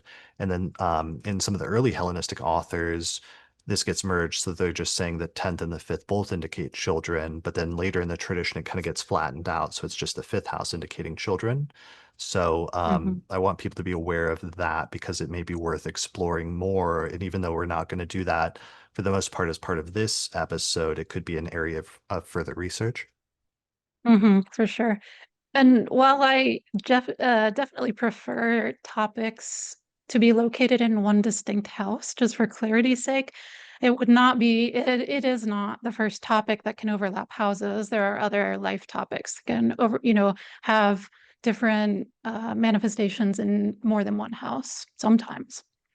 Yeah, like we have the health axis of like the sixth and the 12th, for example, or in Mm, the last episode in this series, we talked about one that's a little bit foreign of a signification to modern ears, but was much more important traditionally was the fourth house and its associations with like death and the end of life. And we saw mhm. how that's actually through the example charts still very relevant in very significant ways, so that it's not just the eighth house that can signify death, but other houses like the fourth may as well. And similarly, we're already running into some overlap with that here when we saw Valens associating like the fifth house with like friends and partnership, in addition to the 11th house. Right. And then when we get to the creativity aspect of the fifth house, I've just seen tons of overlap between the third and the fifth houses. Yeah, and then there'll be an overlap as well that we'll talk about a lot between the romantic aspects of the fifth house and the seventh house, Hmm. which we will get into in the next section. But Yes. why don't we take a little break? If you're really looking to deepen your studies of astrology, then I would recommend signing up for my Hellenistic Astrology course, which is an online course in ancient astrology where I take people from basic concepts up through intermediate and advanced techniques for reading birth charts. There's over 100 hours of video lectures, plus monthly webinars and Q&A sessions, and then at the end of the course you get a certificate of completion saying that you studied with me if you pass the final written test. Find out more information at theastrologyschool.com. All right, so the next section that we need to talk about when it comes to the fifth house is the topic of sex and sexuality. So this is a big topic, and one of the issues that's kind of tricky is that there's debates amongst astrologers about which house signifies sex in astrology. And the debates largely come down to the fifth house, the seventh house, and the eighth house. So I did an entire episode exploring this, which is episode 157, titled What House Rules Sex in Western Astrology. So I'm not going to go through all of the details of this here and reiterate all of that in this episode. But basically, um, there's something to be said for each, but I tend to focus on the fifth house. And for our purposes, we're going to talk about that in that context today, and then we're going to demonstrate a lot of that in parts 2 and 3 when we get to the example charts to show that it can be a really major topic when that's highlighted in significant ways in the birth chart. But that's not necessarily to negate the possibility, like we were just talking about, that it may show up in different ways in other sectors of the chart as well. Mm-hmm. Right. Yeah, so that's important, especially because in modern times, just in the past 100 years, and especially the past few decades, modern astrologers have tended to focus more on the eighth house when it comes to sex. But prior to that, there was much more emphasis on the fifth house. And it's a little tricky because in Valens, he just has one passing remark that seems to imply that he associates sex with the seventh house, and that connection with like marriage and partnership in some traditional texts may have continued on to some extent into the medieval tradition, but the fifth house also became increasingly important. And there are a few different reasons for that. So, one of them that's really important is that Venus was traditionally the planet of sex in ancient astrology. And Valens, as we saw earlier, right away in his very first signification, says uh, that Venus signifies desire and love. So, on the one hand, we already have seen through the previous and through the primary signification of children one of the reasons then sex comes up is sex as part of procreation and as part of the process of making children. So it's a Mm-hmm. natural extension then if the fifth house is the primary house that's associated with children and all of the different like myriad ways and things that are associated with that, like pregnancy and childbirth and parenting and all these other things, then it sort of stands to reason by extension that the process of actually like making children um, is connected with that same house as well. Mm-hmm. Right. And then, as we were talking about earlier in the basic conceptual pieces of the fifth house, it's the house that is associated with the good things having to do with the body, which, usually people think of sex as like falling into that category. Yeah, so those are the two things I want to outline as the two arguments for sex being associated with the fifth house is sex as part of procreation and the connection with children, and then the secondary one is sex for pleasure. And this is the other side that's a major side of the fifth house that gets associated and becomes stronger the further you go into the tradition, which is that traditionally the fifth house is said to be the house of pleasures and delight. So in our context, thinking about that technical structure that I outlined earlier, that I originally inferred from the early Hermes text, probably the first text on the houses, the fifth house is the house that's under the earth, signifies the body, but it's a good house. Therefore, it's a house of bodily good things that happen with the body or bodily pleasures. So that's the other major side of the fifth house that's relevant. And this will lead to, in the next section, we'll talk about this, how pleasures and delights leads to this broader category of topics that the fifth house is associated with, which is just like things that you enjoy that makes life worth living or that brings joy into your life in some way. Hmm. And, sex is one of those things that does that in people's lives. Yeah, and we're talking about this very conceptually, but just like also in practice, I've seen it come up mostly with the fifth house in terms of people's charts and timing and stuff. Yeah, from your like empirical observations. Yeah, I knew you were going to say that. I mean, some, yes, but also talking to people about, what's going on with them and what their timing is, happening in their chart. Yeah, absolutely. Yeah, I mean, there are years sometimes like where if through perfections, like a fifth house perfection year, or through transits, if a person has a lot of activity, they may be engaging in sex like more often. Maybe they're in a new relationship, or maybe they're dating around after a period of being off the market for a while. Whatever the circumstances, sometimes when a lot of activity is happening in the fifth house, um, this can be an area where sex is like happening. Yeah, and I mean, I mean, genuinely, if you're, doing client work, which I haven't been recently, but further back, when people have like Uranus transits there, they can be like, oh, I'm having this sort of more experimental phase going on in my sex life, or they're having a Saturn transit through the fifth, and then like I'm having these issues that I haven't had before with sexuality, so yeah, just that is what I mean, and that I've usually seen it show up in the fifth house in my experience. Right. Yeah. Yeah, and there can be even like extreme cases of that. Like one of the examples I'll show later of the famous basketball player whose name I'm blanking out on. Who was the name of the? Wilt Chamberlain. Yeah, Wilt Chamberlain, who in a autobiography claimed to have had sex with over 20,000 women or something like that during the course of his life was his estimate. Had, I believe it was like the ruler of the Ascendant in the fifth house. So it's like Hmm. sometimes the chart itself can be telling you that this is a major area of focus for some reason of just the area Right, of sex and sexuality. right. And that particular example was not just the ascendant ruler in the fifth, but the ascendant ruler in the fifth applying to Jupiter, which is like expanding things. Right. Yeah, absolutely. So it's funny, the fifth house is the house of good fortune. And in Greek, the word was like tuke was the word for fortune, and that was also the term for luck. So it's funny that one of the like the slang terms for sex that's used sometimes in English is like getting lucky. Mm. And you sort of have that connotation there already a little bit in the Hellenistic text to a certain extent. Right.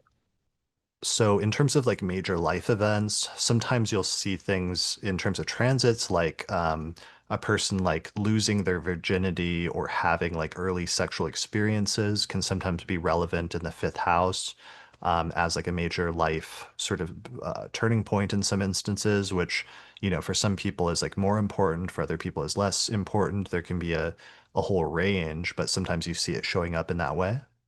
Hmm. Right.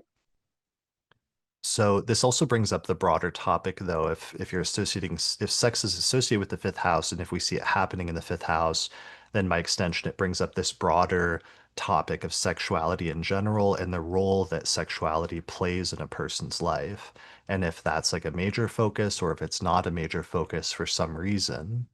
Hmm. So we'll circle back around to that, but one of the major higher level topics in connection with that and significations of the fifth house is the topic of love.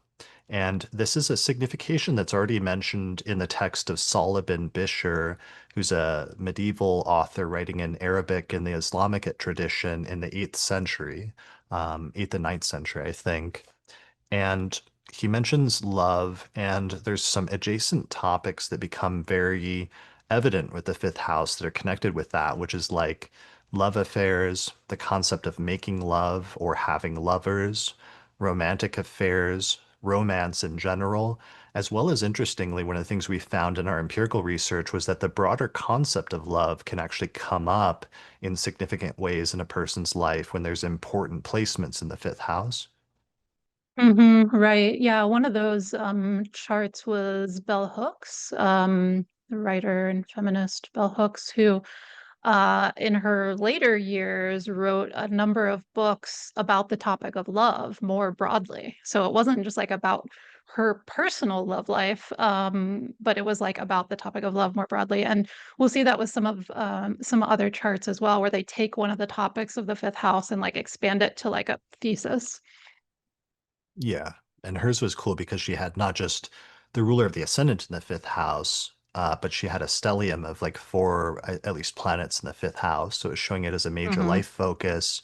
And later in her life, it seemed like she had this real era where she wrote a series of books where one of her core thesis was that love as a concept was misunderstood, but when applied correctly, could help fix some major problems in society. Right. Right. And she was just like broadening the concept of love to not just one's personal in an individual sphere, but like to the larger macrocosm. Yeah. So that's really important. Also, adjacent concepts of like romance and like romantic affairs and things like that, and lovers. This also gets into the topic of dating as a major fifth house topic, as opposed to marriage, to contrast the fifth house and the seventh house.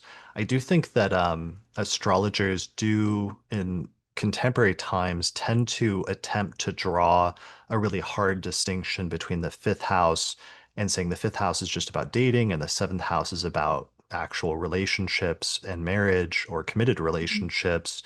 But I sometimes see a lot of overlap between them, and I'm not sure if the distinction is as strong as people sometimes assume it is, or at least that sometimes there can be more overlap than you think. And what's Mhm. interesting about that is there's this passage in Valens where he has different assignments that I think he got from one of the early astrologers like Hermes, and it did associate the fifth house with marriage. And so that's not the standard assignment in the Hellenistic tradition. And it's not the one that even Valens himself follows in the rest of the book, but it does mean that some astrologers early on were playing with the idea of associating marriage with the fifth house because of the joy of Venus being there. Mhm. So I do think marriage is primarily and long-term relationships are primarily a seventh house thing, but I think there's a lot of really important components of the fifth house about love, sex, romantic things, and even love that can show up very prominently in the fifth house. Absolutely. I remember I was doing a little study for preparing for a lecture one time on the timing of the beginning of important romantic relationships, and there was so much in both the fifth and the seventh. I mean, in different charts in terms of the timing that sparked the beginning of an important relationship. So, yeah, I definitely agree with that. And while yeah, there's an idea that the fifth house is more focused on the maybe perhaps either earlier stages of a relationship or the more lighthearted experiences of love, whereas the seventh has more of the commitment component. In practice, there's a ton of overlap, which, as I'm thinking about it right now, is kind of interesting, and that there's those two houses are sextile to each other, and some of the overlaps between those topics, and like thinking about the third and fifth house that I've often been sort of frustrated by the overlaps between with creative output, and that they're both sextile to each other. There's probably something going on there. Yeah, I think so, for sure. Um, yeah, so that's really important. And there's also with the seventh house that there's a legalistic framework for marriage where it is like it is a like a binding contract, especially on the part of the state that merges your assets and all sorts of other things. Um, Whereas the fifth is something else, like it's something that can be based on like passion, or it can be Mhm. based on desire, or it can be based on love, and it can be something that's operating outside of that more legalistic framework of the seventh house. So, there's different things worth exploring, and we'll revisit this for sure when we get to the seventh house in this series. But it's good for astrologers to think about this and the relationship between the fifth and the seventh, and how, while there are significant distinctions, there can sometimes be more overlaps than you might think. Yeah, definitely. Yeah. All right. So, talking about sex and sexuality leads us, of course, especially in contemporary times, to broader discussions and a broader focus in some instances about sexual orientation being something that can come up in the context of the fifth house. So, and this can arise, especially in the context of exploring one's desires and one's sexuality. Sometimes for different people, one of the topics that comes up is sexual orientation in that context. Right. And it's not so much that you can see in any given chart whether someone is like queer or straight or what have you. But it's more that if there's a more notable focus in that person's life on the topic of sexuality, which can come about through things like questioning one's sexuality or feeling at odds with society around sexuality or how much to be open about one's sexuality. So it's more that's the reason, some of the reasons it can arise if there's a particular focus there. Yeah, so it does show up.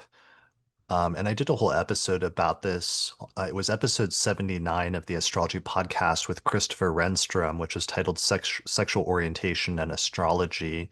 And, that was one of the things that came up is just that you can't necessarily tell sexual orientation through the birth chart. And that's a contemporary discussion that's discussed. And, sometimes people debate that within the queer community, but for the most part, I think that's where the consensus is tending to go at this point. But you can tell if sex and sexuality is a major topic in the person's life for some reason. The chart will be pointing you in that direction. And Mhm. sometimes things that can come up is when a person experiences challenges, for example, as a result of that, as a result of their sexuality. Like, for example, it used to come up especially much more strongly in some of our mid 20th century examples of people that were like persecuted for their sexual orientation, for example, or who had issues in terms of their family, like disowning them, or in terms of like religious issues and other things like that. You would see a connection sometimes with like the fifth house and the fourth house of parents, or the fifth house and like the ninth house of religion, or what have you. Right. Yeah, or on a more personal level, like one person may struggle more actively with like, coming to terms with their particular sexual orientation, whereas someone else who might have the same exact identity just doesn't struggle with it as much, and it's because there's not as much emphasis on the fifth house in their chart, Sure. or there's Well, more positive things, or what have you. yeah, more positive. Like if a person has challenging placement, sometime in some instances we've seen people that struggle with it more. Um, or if there's easier placements, maybe it's not an area of struggle. Maybe the area of struggle is Hmm. in some other area of the chart Right. where it's more problematic. But one of the discussions that came up um,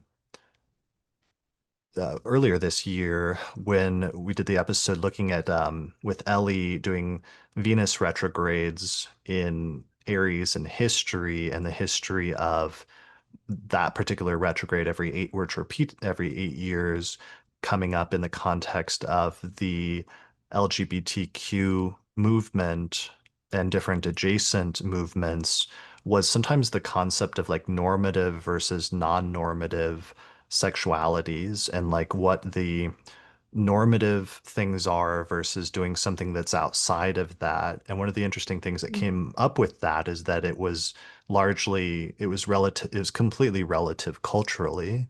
Like what is Hmm. the norm or what is quote unquote normal versus what is non-normative or not normal, quote unquote, completely depends on like the time and the context and the culture that a person's living in. And so Hmm. that just takes us back to a point we were talking about before about the birth chart being relative to things culturally. Yeah, absolutely. Yeah. So that was with Ellie Higgins earlier this year. I'm just trying to look up the episode number. Can't find the episode number, but if you search for Ellie Higgins, who does the podcast Stargaze, the Queer Astrology Archives podcast. They have a lot of really great discussions about this for more that's kind of outside of my scope of specialty, so I'm not gonna like pretend Mm, to be an expert on it. But mhm. that episode I did, episode 79 with Christopher Renstrom, and then the previous episode I've done with Ellie Higgins or other ones in the Mm. history of the podcast can sort of go more in depth with some of these things. Yeah, for sure. And thinking again about the normative versus non-normative, it's not just culturally specific to your general culture, but it's even to kind of to your world, to your community, right? And what is the larger sphere around you in particular? And that's sometimes interesting because, for instance, when you see like not to keep going back to Uranus transits, but it's a useful example. Sometimes when there's, for instance, Uranus transits related to the fifth house, it can be like, in one person's case, if it's just relative to like what their life has been like up to that point. So in one person's case, it might be like becoming more experimental sexually where they haven't been before. In another person's case, it might be like, I've seen this in practice where someone was like in a sort of very lesbian community for like several decades, and then they got together with a man, and that was like the difference, right, in their Mhm. world, because it was compared to like what their world was. So, or even the experimentalness is if they've been coming from like non-committal relationships, like becoming monogamous, like things like that. So it is very relative to like everything around you. Yeah, absolutely. It's relative to things around you. And then there's like broader discussions. I think me and Christopher Renstrom and I talked about it like the Kinsey scale and it being like a spectrum rather than a, black and white thing in some Mm. instances. I found the episode, I think it was 485, but it was titled Venus Retrograde in Aries in Queer History. And that was really great, connecting it specifically with Venus retrograde and studying that history relative to our current time period and just all of the terrible things that are happening this year and the broader history of that. But that's a great episode to check out. All right, so I think that's good there, but it does lead us into an adjacent issue, which is that can come up with the fifth house, which is instances where sexuality creates problems in the native's life for some reason, either natally or by transit. And one of the ones, of course, can be things like we were just talking about, like being ostracized from one's family for being queer or due to sexual orientation or something like that. But there's a whole host of other sort of adjacent things where sometimes sexuality can create problems in people's lives. Like, for example, instances of like cheating or adultery can come up with the fifth house as a really Mhm. prominent topic. Other issues related to like sex-related scandals that can come up can be related to the fifth house, or even in some instances where there's like health issues in connection with sex and sexuality that can create there can be overlaps with like the sixth house there, but sometimes it can also come up with respect to the fifth house. Yeah, for sure. Um, yeah, anytime there's like a major sex scandal, it's going to be a fifth house thing, I think. I mean, I guess in terms of our overlap, sometimes it's a seventh house thing, but oftentimes it is a fifth house phenomenon that you can see in the timing. Yeah, well, and it's like sometimes you'll see overlaps. Like there'll be some of the celebrity ones where there'll be an affair and then there'll be a child that was born as a result of it, for example. And Mhm. so it's like you get a double bonus of like issues coming up with the fifth house, sometimes in those instances, at least for the person or for their reputation or what have you. Right, for sure. It's not that it would always go this way, but it's pretty common, like with the ruler of the fifth and the 12th, to have things like that, where there's like secret things involving children or sexuality that then like come out later. I'm thinking of like Schwarzenegger having a secret child, for instance, and then that being revealed, or Tiger Woods having some scandals. They both have the Right. ruler of the fifth and the 12th, if I'm remembering right. Yeah, for sure. And then those were like big media circuses at the time when it came out or when it was revealed, or I think in both instances it led to the breakup of their marriage. So there can be Hmm. all sorts of repercussions and different things that can come up, but sometimes there can be a core issue tying it back to the fifth house and just like sex and sexuality. And sometimes just going back to the original topic of people's desires and what happens sometimes when people's desires get them into trouble for some reason. Right. Yeah, so that leads into a whole adjacent topic, which is important, but of course, bad experiences involving sex and sexuality. In some instances, we found some charts, for example, of where there can be medical issues that make sex painful, can show up in the fifth house. We Mm-hmm. have one really famous example of that with, it wasn't Marie Antoinette, was it? Or was it? It was her Oh, husband, no, it right? was. Yeah, it was Marie Antoinette, and especially Marie Antoinette's husband, where Mm-hmm. there's speculation, but he may have had a medical issue that made sex painful, and then that created a whole thing where they couldn't have children or they didn't have an heir for a long time that was affecting Mm-hmm. them and their relationship and their reputations, and eventually somehow were able to fix it or get around it. But that was an interesting instance of that we'll look at in some of the example charts. Right. Or other instances like sexually transmitted infections and how that affects people's lives can also be like a negative fifth house thing. Right. Yeah. And that can overlap with the sixth house or other things. Hmm. There's also, of course, a whole broad category of assault and different things related to that that can come up in terms of the fifth house as well.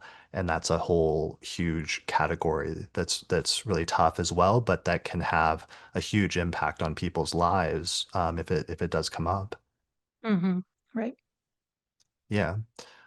And then finally, the last point is like there's also a counterpoint to that, though, which can be people who help others and things when it comes to things related to sex and sexuality.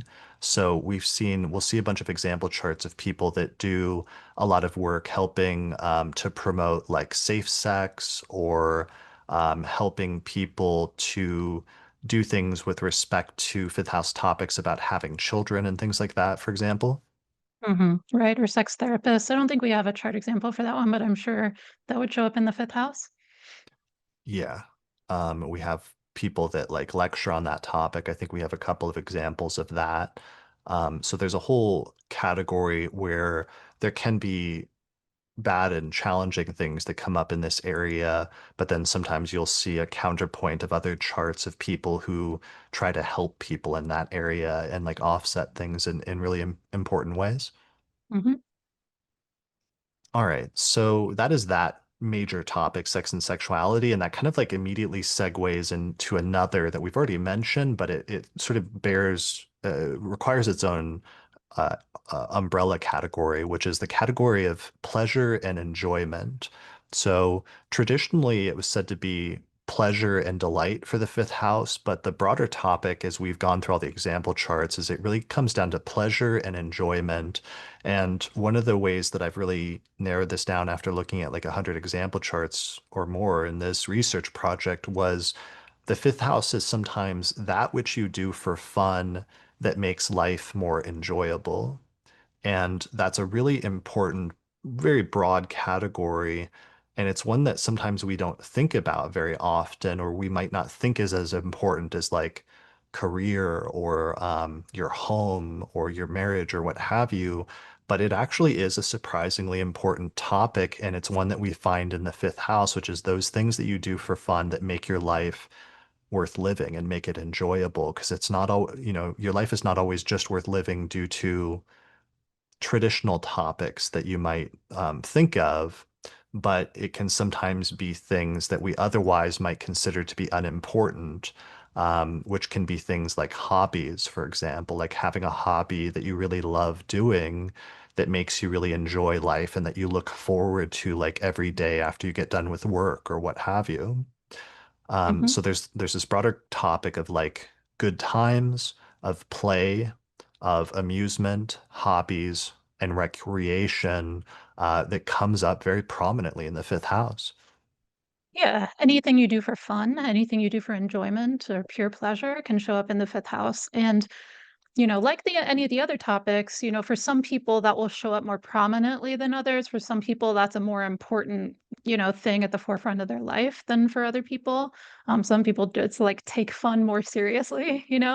Um, yeah, but that's where you find it. And It's also, in terms of timing and things like that, it's like one of the things where there's a lot of topics in the life and in the birth chart where it's very effortful, like things that require effort. And so this is like something that can kind of be interspersed with that. That makes life easier, because you have periods of enjoyment and periods of effort and things like that.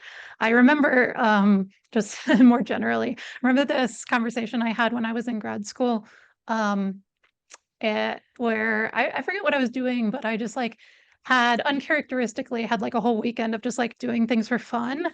And I was telling one of my classmates on Monday, like, well, I was so much more productive after that. And they just looked at me like kind of incredulously and were like, yes, of course. It's like some of us have Saturn issues. And and some people are more naturally drawn to like fun and pleasure as like a core part of their life. Yeah, absolutely. And some people have hobbies and some people don't. And so sometimes that can be a difference for people that you may not understand on both sides of people that have hobbies don't understand people who don't, and people that Hmm. don't have hobbies not understand people that do. But Hmm. um, this is one of my favorite areas of the fifth house because of how literally it shows up in the charts of people where something that otherwise might be considered a hobby becomes part of their life's work when there's like really Hmm. important placements there, like the ruler of the ascendant, or if Hmm. they have like a huge stellium in the fifth house, then sometimes things that are just like hobbies or things that are done for recreation or games can be elevated to this like much higher level in some people's lives. So we'll Hmm. see, for example, a bunch of charts in the next episode of people like famous chess players that have the ruler of the ascendant in the fifth house, famous tennis players, famous golf players like Tiger Woods, for example, has the ruler of the ascendant in the fifth house, where they're doing something that is something that people do for fun and enjoyment that's like a game, but it's something that they've made a huge part of their life, and it will show up in their birth chart when that happens. Yeah, definitely. Yeah, there are a lot of prominent career ones like that. And then even people who don't make it into a career but have like serious hobbies, or they're just very dedicated to, the things they do for pleasure, like, people who are in, community choirs for like, decades, and it's not that something that they get paid for or that they are that's not their primary vocation or career, but it's still something that they're dedicated to, or people who like play bridge every weekend with the same two other couples, that kind of thing. Yeah. And there's periods, sometimes if a person even doesn't have an emphasis, there can be times in your life where you're more focused on that due to, let's say, an important transit going through and activating your fifth house. And then maybe you go through a period where you're more focused on having a hobby or doing recreation or other things like that. Mhm. So, recreation, games and gaming, sports, entertainment, gambling, and games of chance come up in the fifth house. But also more broadly, like joy, the concept of joy and parties. Parties actually surprisingly come up in the fifth house, sometimes in very literal Mm. ways. Like I have an example of the ruler of the 10th and the fifth, where the person is a party planner, and that's what they're known for, is like helping people plan elaborate parties. Mhm. Traditionally, there are other significations like merriment, dancing, music, and in the medieval tradition, they even mention things like food and drink, which are like things of enjoyment.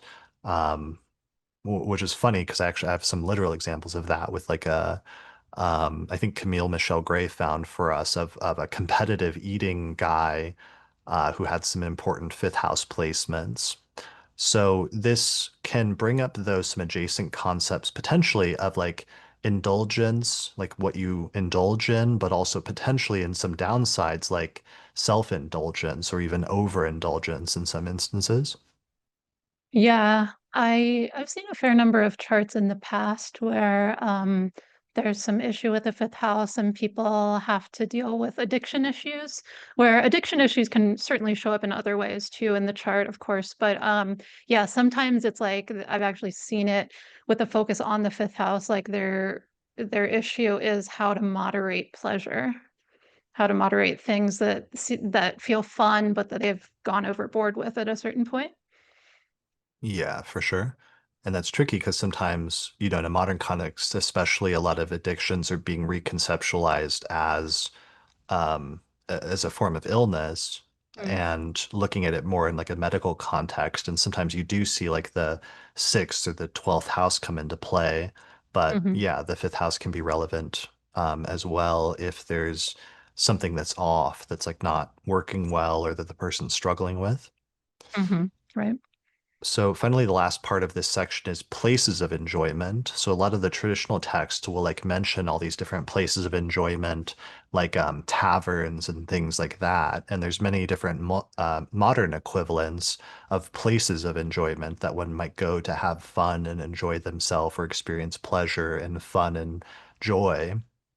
Um, but it's funny that some of the like traditional ones that can show up very literally, like we had that chart of Ted Danson is one that we found during this research project, and he has the ruler of the ascendant in the fifth house, and he's a famous actor, and that's probably the primary thing about having the ruler of the ascendant in the fifth house. But we both laughed because he was also became famous for his role on Cheers, where he plays like a bartender, and that's like the location in which he became the most famous for and is still very well known for being a famous bartender on TV. Right. Yeah, I love when it shows up in people's acting roles because that's really common that it does. I remember there was another chart where I'm forgetting the name right now, but they had the ruler of the fifth and the second, I think. So in the ruler of the fifth in the place of livelihood and making an income. And they were both a midwife, but then also at another point, like operated a tavern during Prohibition. And I was like, that's so funny when people just sort of naturally gravitate towards like even like two or even three significations of the same house. Yeah, absolutely. And yeah, and we have to keep that in mind that different people may manifest different, if they have an emphasis on that house, they may manifest different parts of those significations. Like they may end up just focusing on one, but at different points in their Mm. life, they may manifest multiple in different ways. Right. And that can be a timing, stage of life thing. That can also just be like if they're more mutable or more fixed and stuff like that. Right. All right, so I think that is a good segue into our next section, which I've titled creativity because I think that's the overarching archetypal concept that ties together a bunch of other significations we were seeing. And this is not as much of a traditional signification in terms of like the early, like Hellenistic and early medieval authors, but it does become more prominent the further you get into the tradition, and it does start showing up very strongly empirically when you start looking at chart examples, as we'll see later. So I think the underlying concept here is it's about artistic creation, but also just it's the impulse to create in general, and especially to extend your own life force by bringing something new into the world. And so we've talked about that before in a physical context with like children, but also there's other ways of creating and extending your life force and bringing something new into the world, and oftentimes that can come about through other forms of creativity and especially artistic creation. hmm Right. So people who just feel more of an impulse than the average person to, put something of themselves out there in the world. And, when it's not physical children, it can be these creative pursuits. So you see it coming up a lot with the fifth house, and it can be all sorts of different creative pursuits. Visual arts or music or playwrights or all sorts of different things. But it is that impulse to make something new that is coming forth from like your being, something that only you could create and not the next person. Right. Definitely.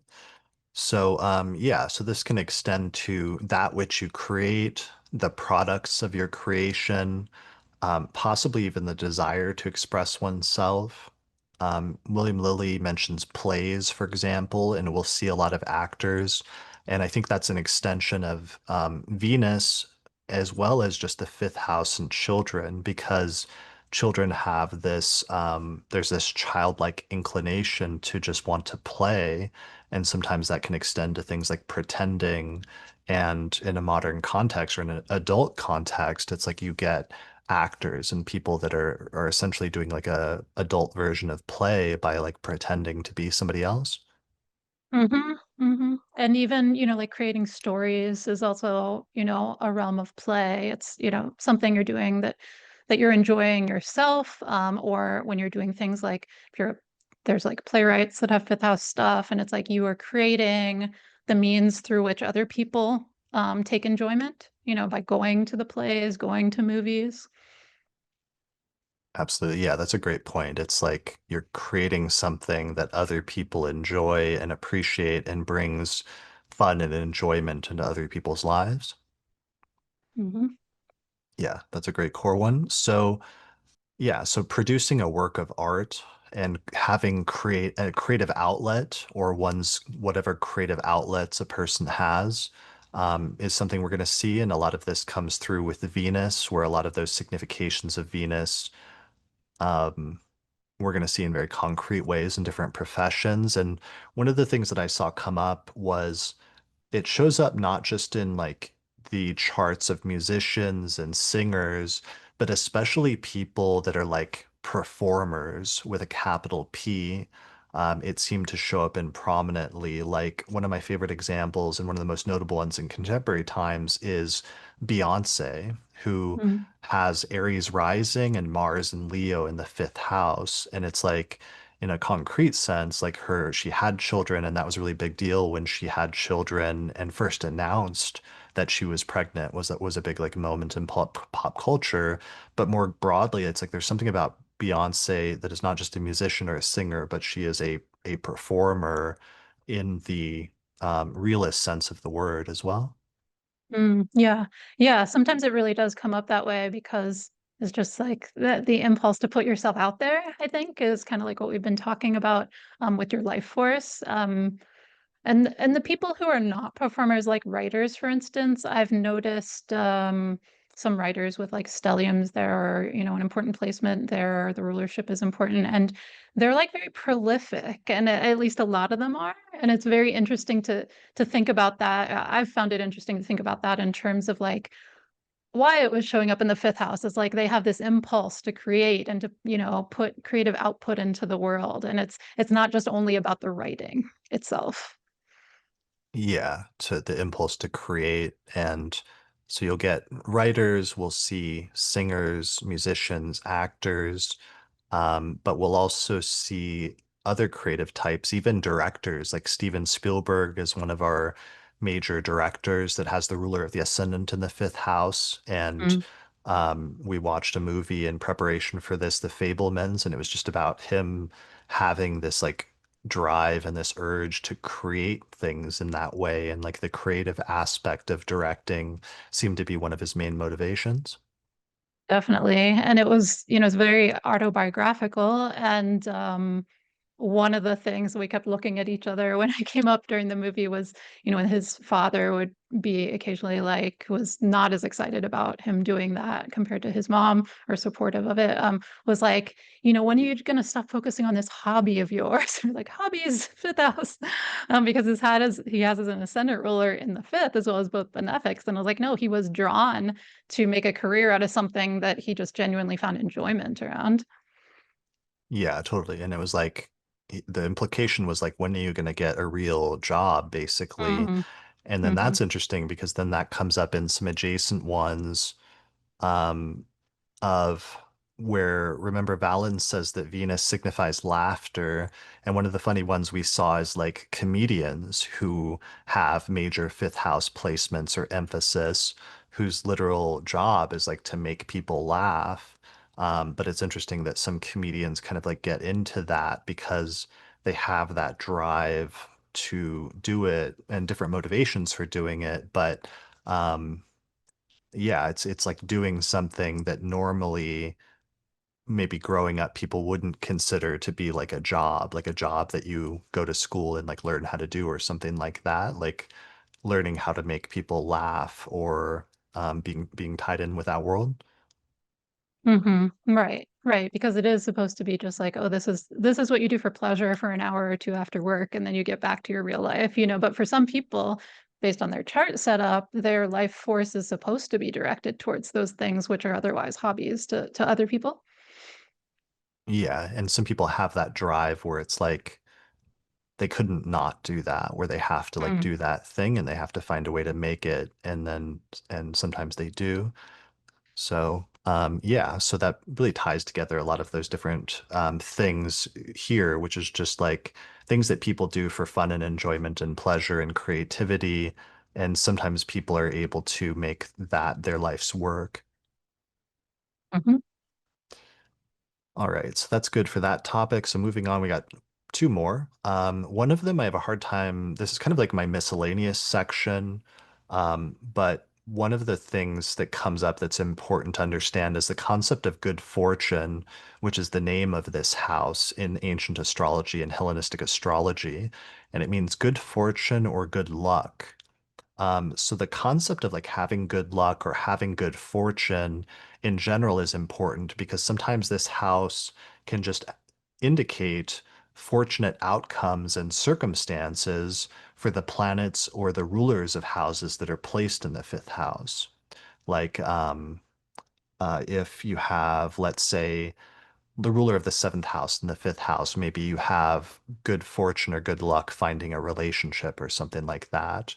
Or the ruler of the 10th house and the fifth house, maybe you have good luck or good fortune, like falling into the right job or the right career. And there is some overlap there and some trickiness because that's also part of what the lot of fortune is about as well, which is that mathematical point. And I did a whole episode talking about this with Kira Ryberg a year or two ago, where we go into that concept of fortune or luck in more depth. And the lot of fortune is very useful in that context, but it also shows up a little bit here in the fifth house as well. Yeah, I mean, sometimes you can see it most literally in, say, people who are lottery winners. It's like that's I feel like that's the biggest specific manifestation where people obviously see it these days as like, um, oh, you want, because it's clearly about luck. There's really nothing else going on with lotteries besides luck.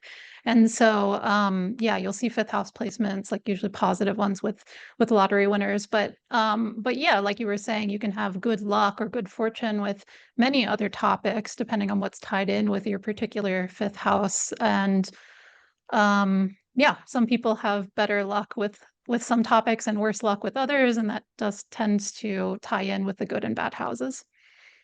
Yeah, and that's part of a whole paradigm in Hellenistic astrology when looking at the rulers of the houses, which is just determining the outcome of different parts of the life and what the circumstances are surrounding it in a very attempting to be like kind of straightforward or like black and white manner where sometimes like if you have the ruler of a house that signifies a topic or if you have a planet that signifies a topic in one of the good houses or one of the best houses like the fifth house, then the circumstances surrounding that topic will tend to be more favorable and more fortunate in that area. Whereas if you have the ruler of a house or a planet that signifies a topic in one of the difficult houses, then there may just by default be more challenges or maybe instances of difficult circumstances or even bad fortune in that area of the life in some way. So Hmm. there's a lot of nuances and like caveats and different things that we'll see come up when we get to the example charts, but it's important to be aware of that paradigm because it can be useful sometimes just for making general statements about the chart and like which areas tend to go better or worse. Right. And it's something that we can really appreciate being involved with astrology. That's not as, I don't know, I don't think is as respected as a phenomenon in the modern secular world. Um, like you have people who always have bad luck with relationships. And there can be a connotation of like, oh, you're just doing something to screw this up, right? Like you're attracting the wrong people. But like no, some people genuinely have worse luck in certain areas of life than someone else. Yeah. When it goes back to that topic also we are talking about children, where sometimes there is things that happen deliberately, but sometimes there's things that happen as a result of circumstances or that are outside of your control that make things go awry or in other instances that just make things work out in your favor. And that is Hmm. that element of like luck or chance or fortune. And what's interesting is that this topic can also come up in the context of like gambling, for example, which in modern times is the area which we most clearly already associate with the concept of luck or fortune or chance. But in modern times, especially over the past century, the concept of like gambling and speculation became one of the major topics with the fifth house. And I was trying to track this back and I was not clear how far, especially the speculation bit goes back traditionally, but I thought it was interesting that it kind of ties back in with a very early concept associated with the fifth house, which is the concept of fortune or chance or luck. And I do have some charts of some eminent poker players, for example, that have very good fifth houses. And I think part of the reason for that may be partially because it's a game. They're playing games like professionally, but there may be some element there that has to do with like having good luck sometimes and some element that's outside of your control, but that still happens to fall in your favor. Right. And noticing that you, for whatever reason, have good luck, doing this activity, but also potentially being just drawn to the topic of things that involve chance. Hmm. Right. I've seen gamblers as well with some fifth house placements, and also, I remember one instance of someone who was really focused on stock market trading, but in a very actively hands-on way that was very, very much like gambling. And it was interesting to notice that it was fifth house things going on in that person's chart. So there are like Hmm. modern iterations of that as well. Right. Yeah. Yeah, because there's this element of like skill and training and ability, but then there's this other element of like the things that are outside of your control still having a huge impact on things. So, and that'll be important, because we're talking about the fifth house as the place of good fortune or good luck, but then adjacent to that is also the sixth house, which is traditionally called the place of bad fortune or the place of bad luck. And so we'll be able to see more clearly like the contrasts sometimes when we compare those two houses. Definitely. They're pretty much opposite of each other. Yeah. Okay, so let's see. Rhetorius says that planets bring about their own significations in a positive way when they're here. So that kind of ties into the previous topic. The last miscellaneous one I meant to mention that comes up throughout the tradition is associating the fifth house with what they call legates or emissaries or messengers or ambassadors, basically, which is like one of those topics that doesn't sound like it should still be relevant in modern times, but we've actually seen it come up where it comes up, for example, in the chart of Shirley Temple, who has important fifth house placements, including the ruler of the Ascendant. And obviously, that comes up because she was a famous child actor as the primary way. But then, weirdly, later in life, she also became like the US ambassador to two different countries. Yeah, I was so excited when I found that example when I was using her chart as an example for a zodiacal releasing workshop this past year. And I was like, oh, that's why she did those two seemingly completely disparate careers. So they both actually go in the fifth house. One's just kind of like a more obscure and less common signification these days. But excuse me, it's really funny to see both of those show up in her chart. Yeah, totally. All right, so that brings us to our last section, I think, for today, which is just professions, where um, there's a bunch of different professions that can be associated with the fifth house or that we've seen come up in different contexts when the fifth house is prominent. And we'll see many more of these in our example charts. But when the fifth house is tied in with important placements related to career or work or life direction or finances, for example, sometimes there's specific professions that we've seen come up at different points. And the one that's most common is just in general people who work with children in some capacity tend to have like a prominent fifth house placement for some reason. So this can be like we have some really good examples of like children's book authors, for example. Who is our primary one for that again? Judy Bloom is one of the big ones. She has like a Okay, big yeah. stellium in the fifth house. Yeah, so Judy Blume, for example, is an example of a famous children's book author that has a bunch of planets in the fifth house, including the ruler of the Ascendant. It can also come up sometimes with like teachers, although there can be some overlap with the ninth and the third and ninth houses there. Pediatricians, midwives, like literally some people that help people have children.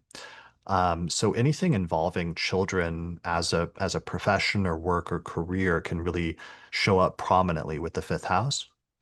Yeah, absolutely. Yeah, S- oh, go ahead. Are, are there any others related to children profession that I'm forgetting at the moment? I think that covered a lot, like bringing children into the world and then taking care of children, like childcare workers, maybe, um, and early education teachers and so forth. Um, Right. yeah. Okay. So other fifth house things, there could be people that do work related to sex and sexuality can come up within the context of the fifth house. So different forms of like sex work, for example, can come up. There's other people that do things related to helping people with like sex. Like we have one example of somebody that was helping to spread safe sex methods during the AIDS epidemic, for example, and played a major role in the government in helping to promote sexual education, for example, was a really Hmm. great example. Right.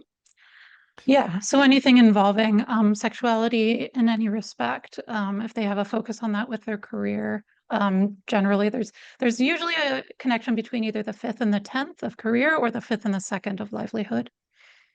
Right. Yeah.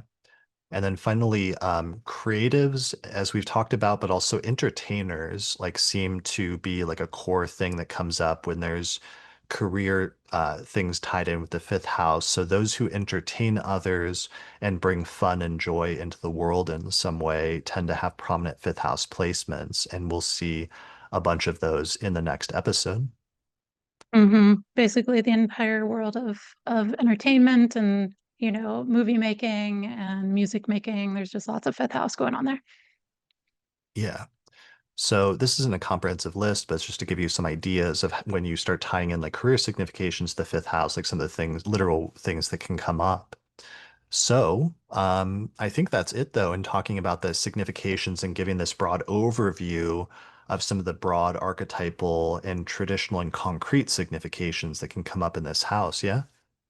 Yeah, I think this is pretty comprehensive. And, this was more conceptual, more abstract, but it has been very much based in all of our chart research of many, many charts that we will be presenting shortly in the other two episodes. Yeah, and I wanted to do it like this time to let this discussion breathe rather than just like run through these really quickly and then jump straight into chart examples in order to give people more of an overview, tying in a lot of the things that we learned from doing the chart research, but also from studying the different traditional significations throughout history.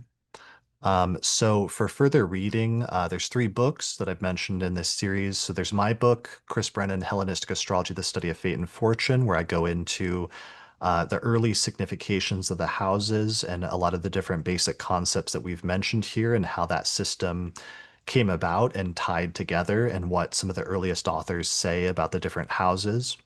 Demetra George, I would recommend checking out her book, Ancient Astrology in Theory and Practice, especially volume two, where Demetra does an even more comprehensive treatment of starting from the beginning of the tradition and um, giving the significations for different that different authors give for the fifth house as well as the rest of the houses.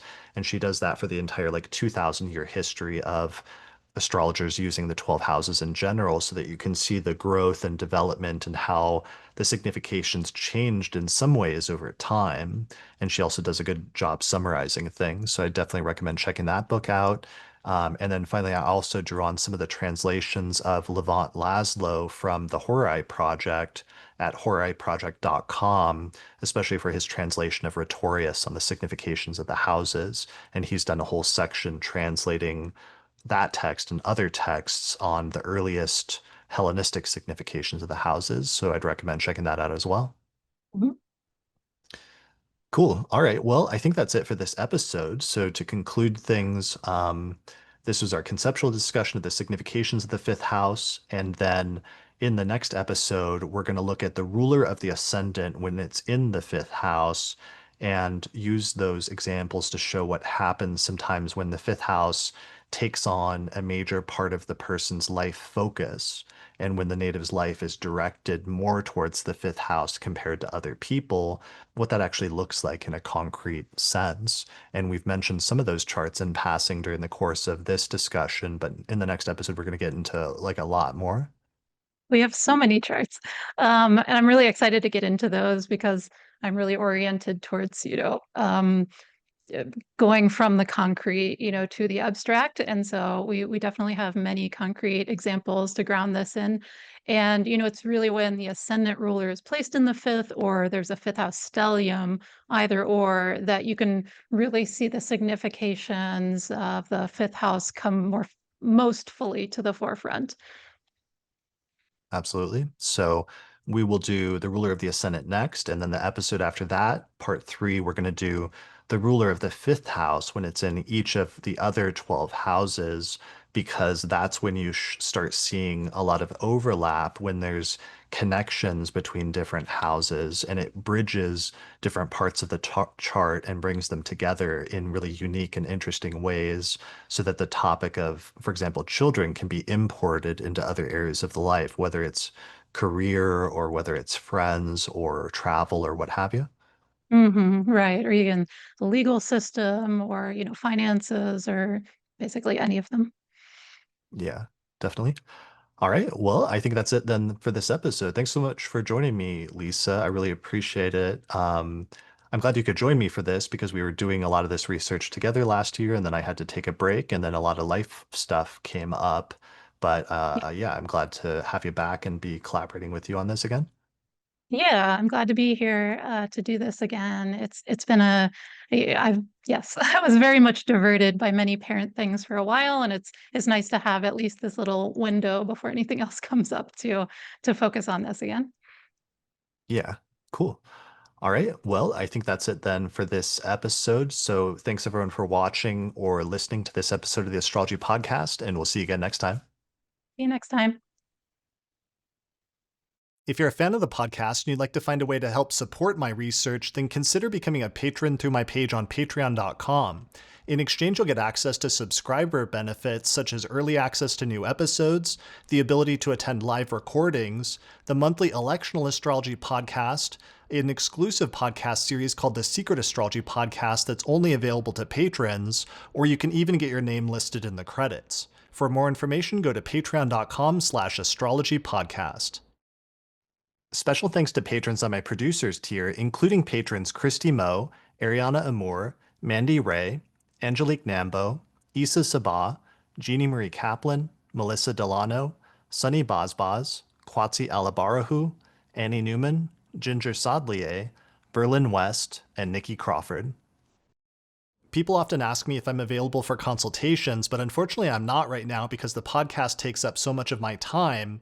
However, I did create a consultations page on the Astrology Podcast website that has a list of astrologers that I recommend for astrological consultations. You can find that at theastrologypodcast.com/consultations. The astrology software we use here on the podcast is called SolarFire for Windows, which is astrology software for the PC. You can get a 15% discount by using the promo code AP15 at the website alabe.com. For Mac users, I recommend the software AstroGold for Mac OS, which is astrology software for the Mac computer made by the creators of SolarFire for the PC. You can get a 15% discount with the promo code AstroPodcast15 through their website at astrogold.io. If you're really looking to deepen your studies of astrology, then I would recommend signing up for my Hellenistic Astrology course, which is an online course in ancient astrology where I take people from basic concepts up through intermediate and advanced techniques for reading birth charts. There's over 100 hours of video lectures, plus monthly webinars and Q&A sessions, and then at the end of the course you get a certificate of completion saying that you studied with me if you pass the final written test. Find out more information at theastrologyschool.com. Finally, shout out to our sponsor for this episode, which is the United Astrology Conference, which is happening September 3rd through the 9th, 2026 in Chicago. Find out more information at uacastrology.com.